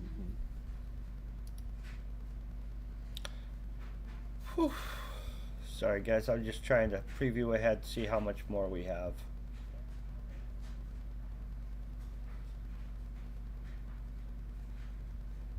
Oh, we're down here. 1, 2, 3, 4 videos left. Okay, we're knocking it out. Many diviners were highly specialized. Some were members of lifetime priesthoods or descendants of a particular lineage. Others were trained through the age of old practices and apprenticeships.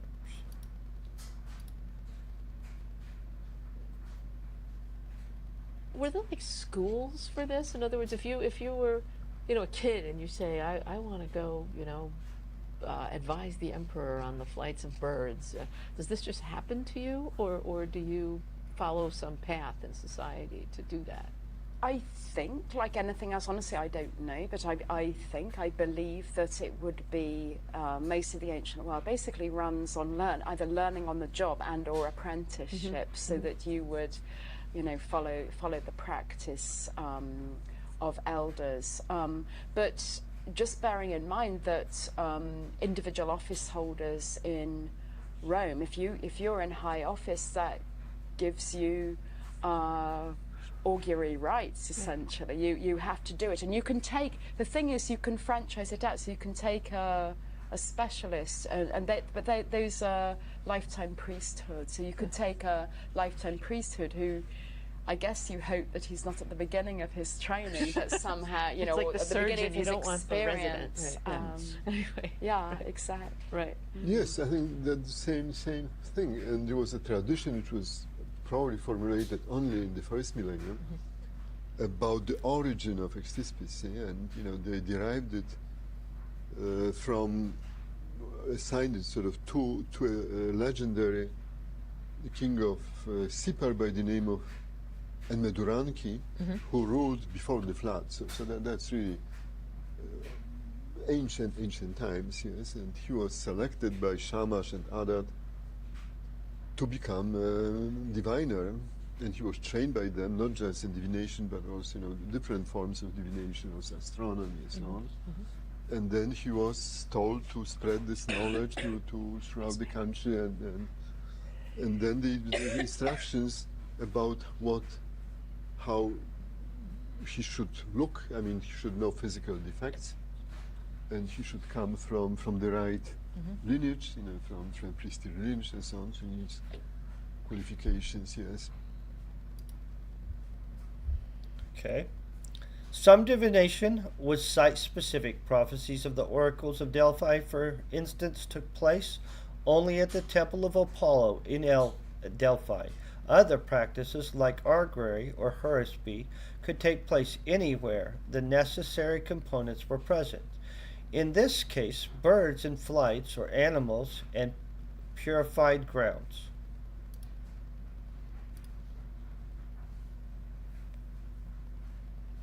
It seems like there's like a geographical question too. You just said, it should spread things, and we were talking before about the Oracle of Delphi, where there's a specific place that people have to go, and so in some cases you want, birds are everywhere. You can just look up at it. It's hard to get a sheep sometimes. Certainly hard to find an oracle if you're not in Delphi.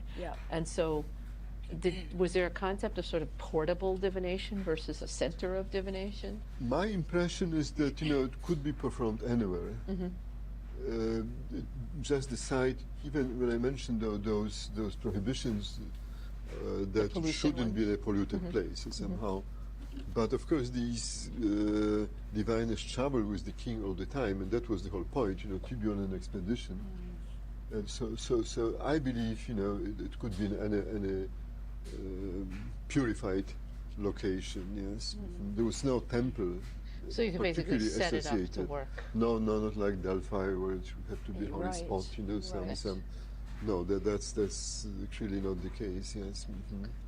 So there aren't, so archaeologically, it's not like you're going to find some place that you want to excavate specifically as some center of divination. No. That's so universal, something that they would. And in the Greek and Roman world, is it associated with temples or anything? It's really interesting. So it depends. It depends absolutely on the practice. So oracles are generally almost inevitably place specific, and it'll be often a temple, but a sacred place. But other kinds of, a Roman augury, there are a lot of practices which can and need to be done in all sorts of places. So there's a question this is very interesting, for the Roman Empire. So one set of augury is that you're looking for frightening, weird stuff to happen. And again, it's very related to Babylonian practices. So you want weird natural occurrences, you want weird births, you want sort of, what they call monsters being born. And there's this really interesting. Do those always, by the way, mean bad things? They mean bad things, yeah, absolutely.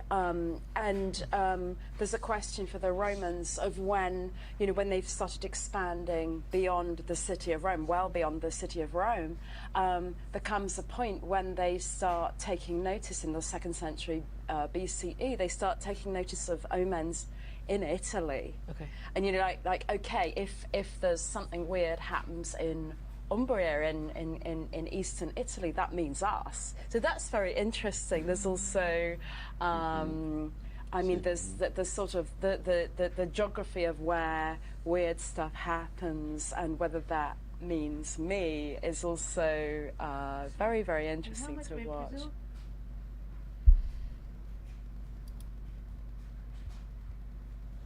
Okay. Many predictions were political. The Roman College of Priests was responsible for informing the Senate of important omens. The Senate would have then debate their meaning. Like expert testimony today, multiple diviners could be called in, some from very far away, to collaborate their peers. Advise not expert kings and politicians, and even provide alternative interpretation. I think we all understand this.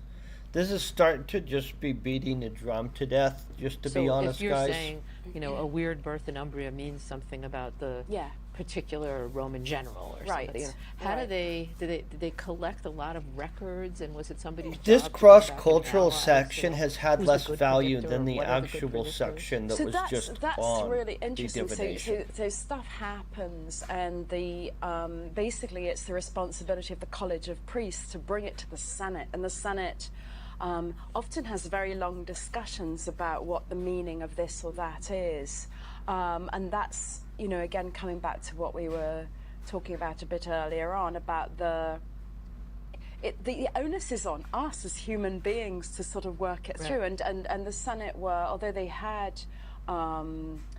were charged with religious matters, they were essentially generally highly educated amateurs, and they had to make the judgment call. It was a little bit, I suppose, like being the jury on a trial, as we've inherited that from the Or our current Senate trying to decide what to do about climate change. Maybe, exactly, Yes. that's right. And that so there could be quite heated processes of working out A, whether to take it seriously at all, and B, what it actually meant. And going back to the modern analogy, did they have this idea of multiple experts, giving them information, Yeah, and they different could do. testimony, and They could do. and so the interpretation would get somewhat political, shall we say? Very.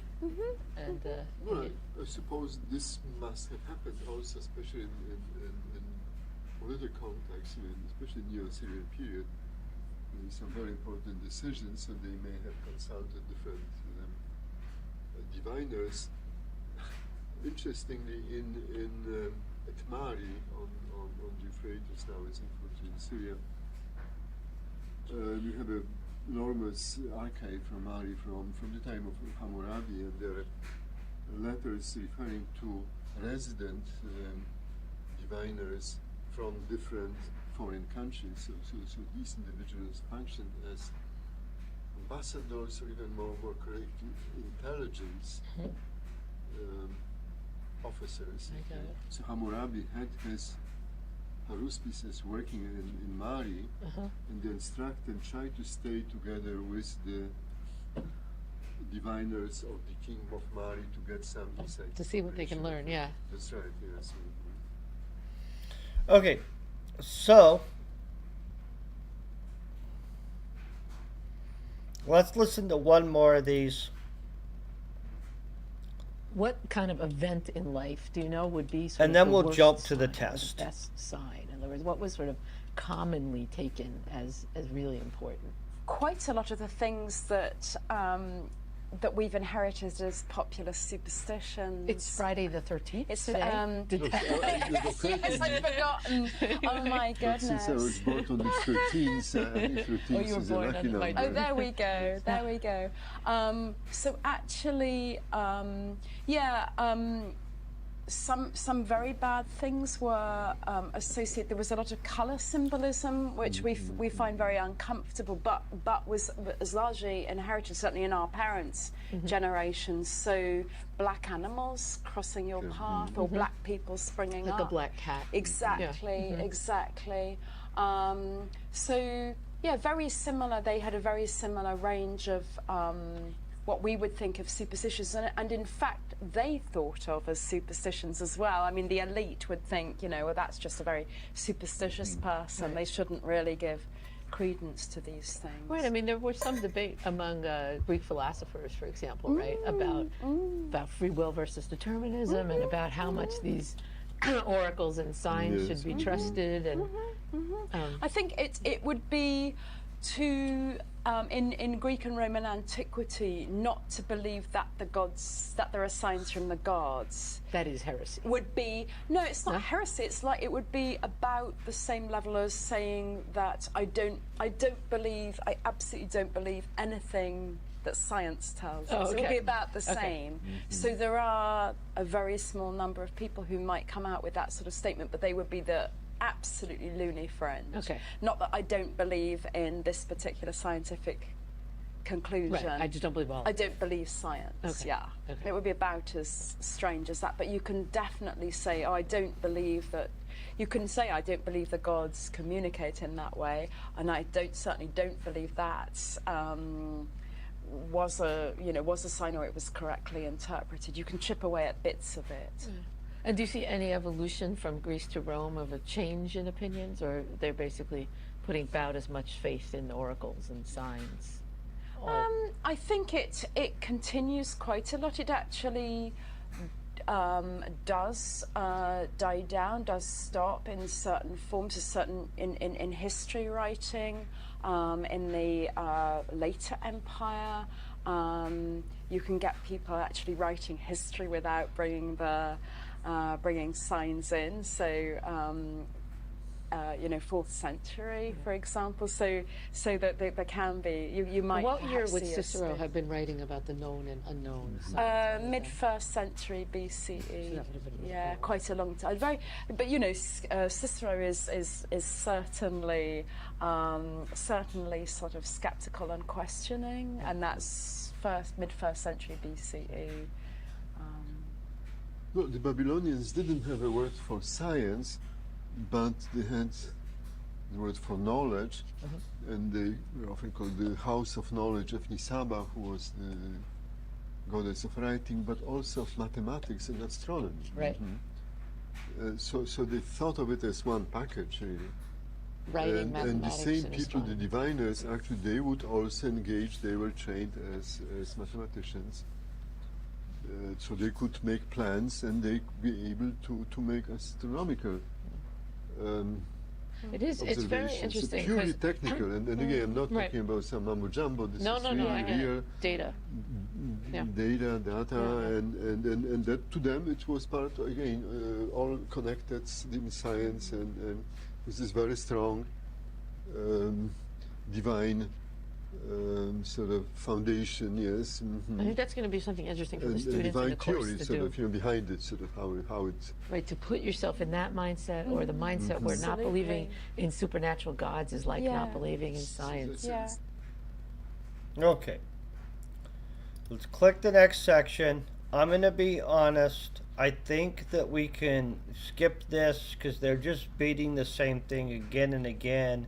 And we actually already sat through the class on all these specific types of actual prophecy. Let's jump into the final quiz. I feel we'll be able to get this.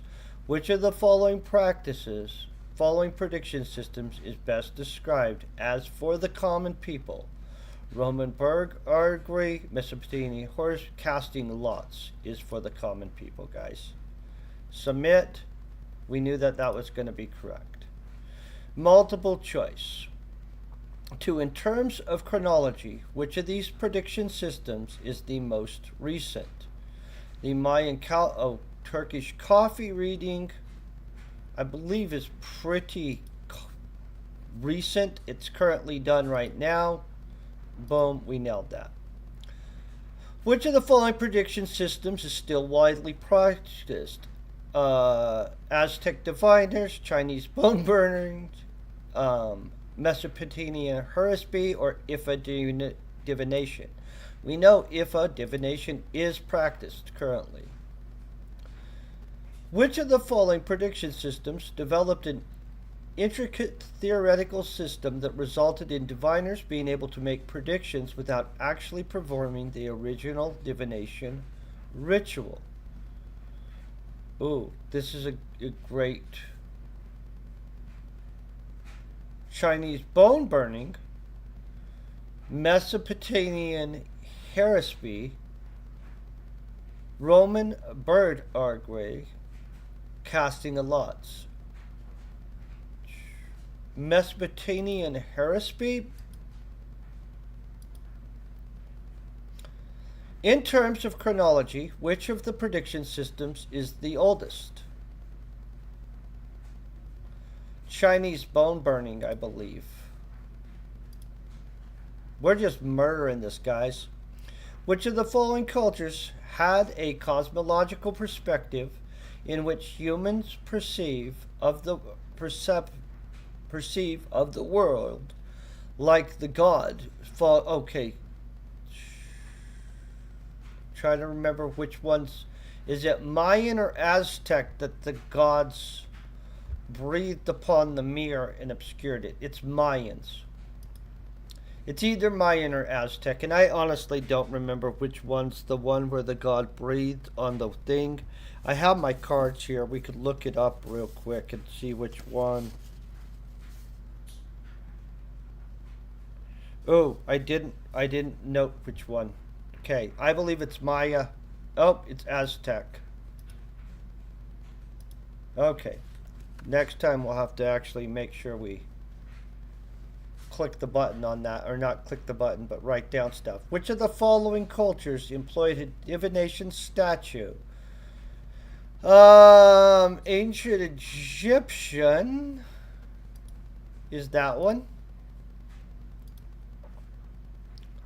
Which of the following prediction systems can be seen as a sort of bridge to modern science or modernity, since observation of it would eventually lead to scientific breakthroughs? Boom, comets, I believe, is what we're doing there. 9.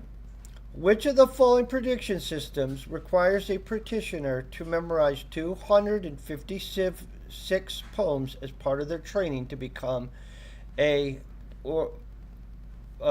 trained diviner? I believe the 256 is either Ifa, but I did write down a lot of this in our notes, just so you guys know. Let's see, there's the Ifa note. There's that one, Delphi. It's a very specific number, right? 256. 260 is the Aztec ritual. It's either Ifa or it's going to be Ifa, guys. Because 260 was the Aztecs. And we saved that, right? Yep. Which of the following prediction systems was most likely to be used by the ruling elite before making an important decision? Roman bird augury. Is that one? Man, these are easy. Which of the following systems can best be described as random? Mayan space-time, casting of lots.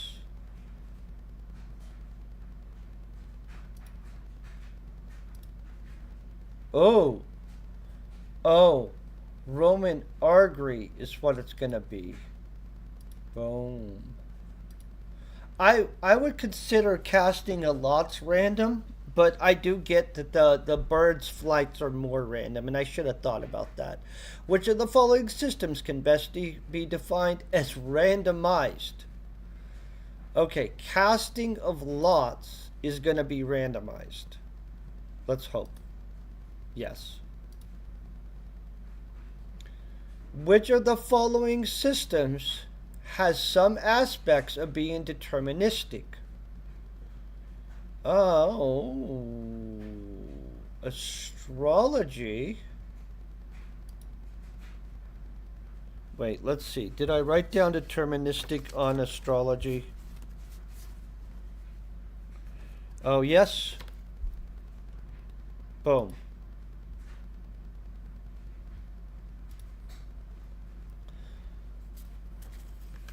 While most of the systems we looked at have some aspects of being human, which of the following is the most reliant on its system being human to make predictions? Ooh.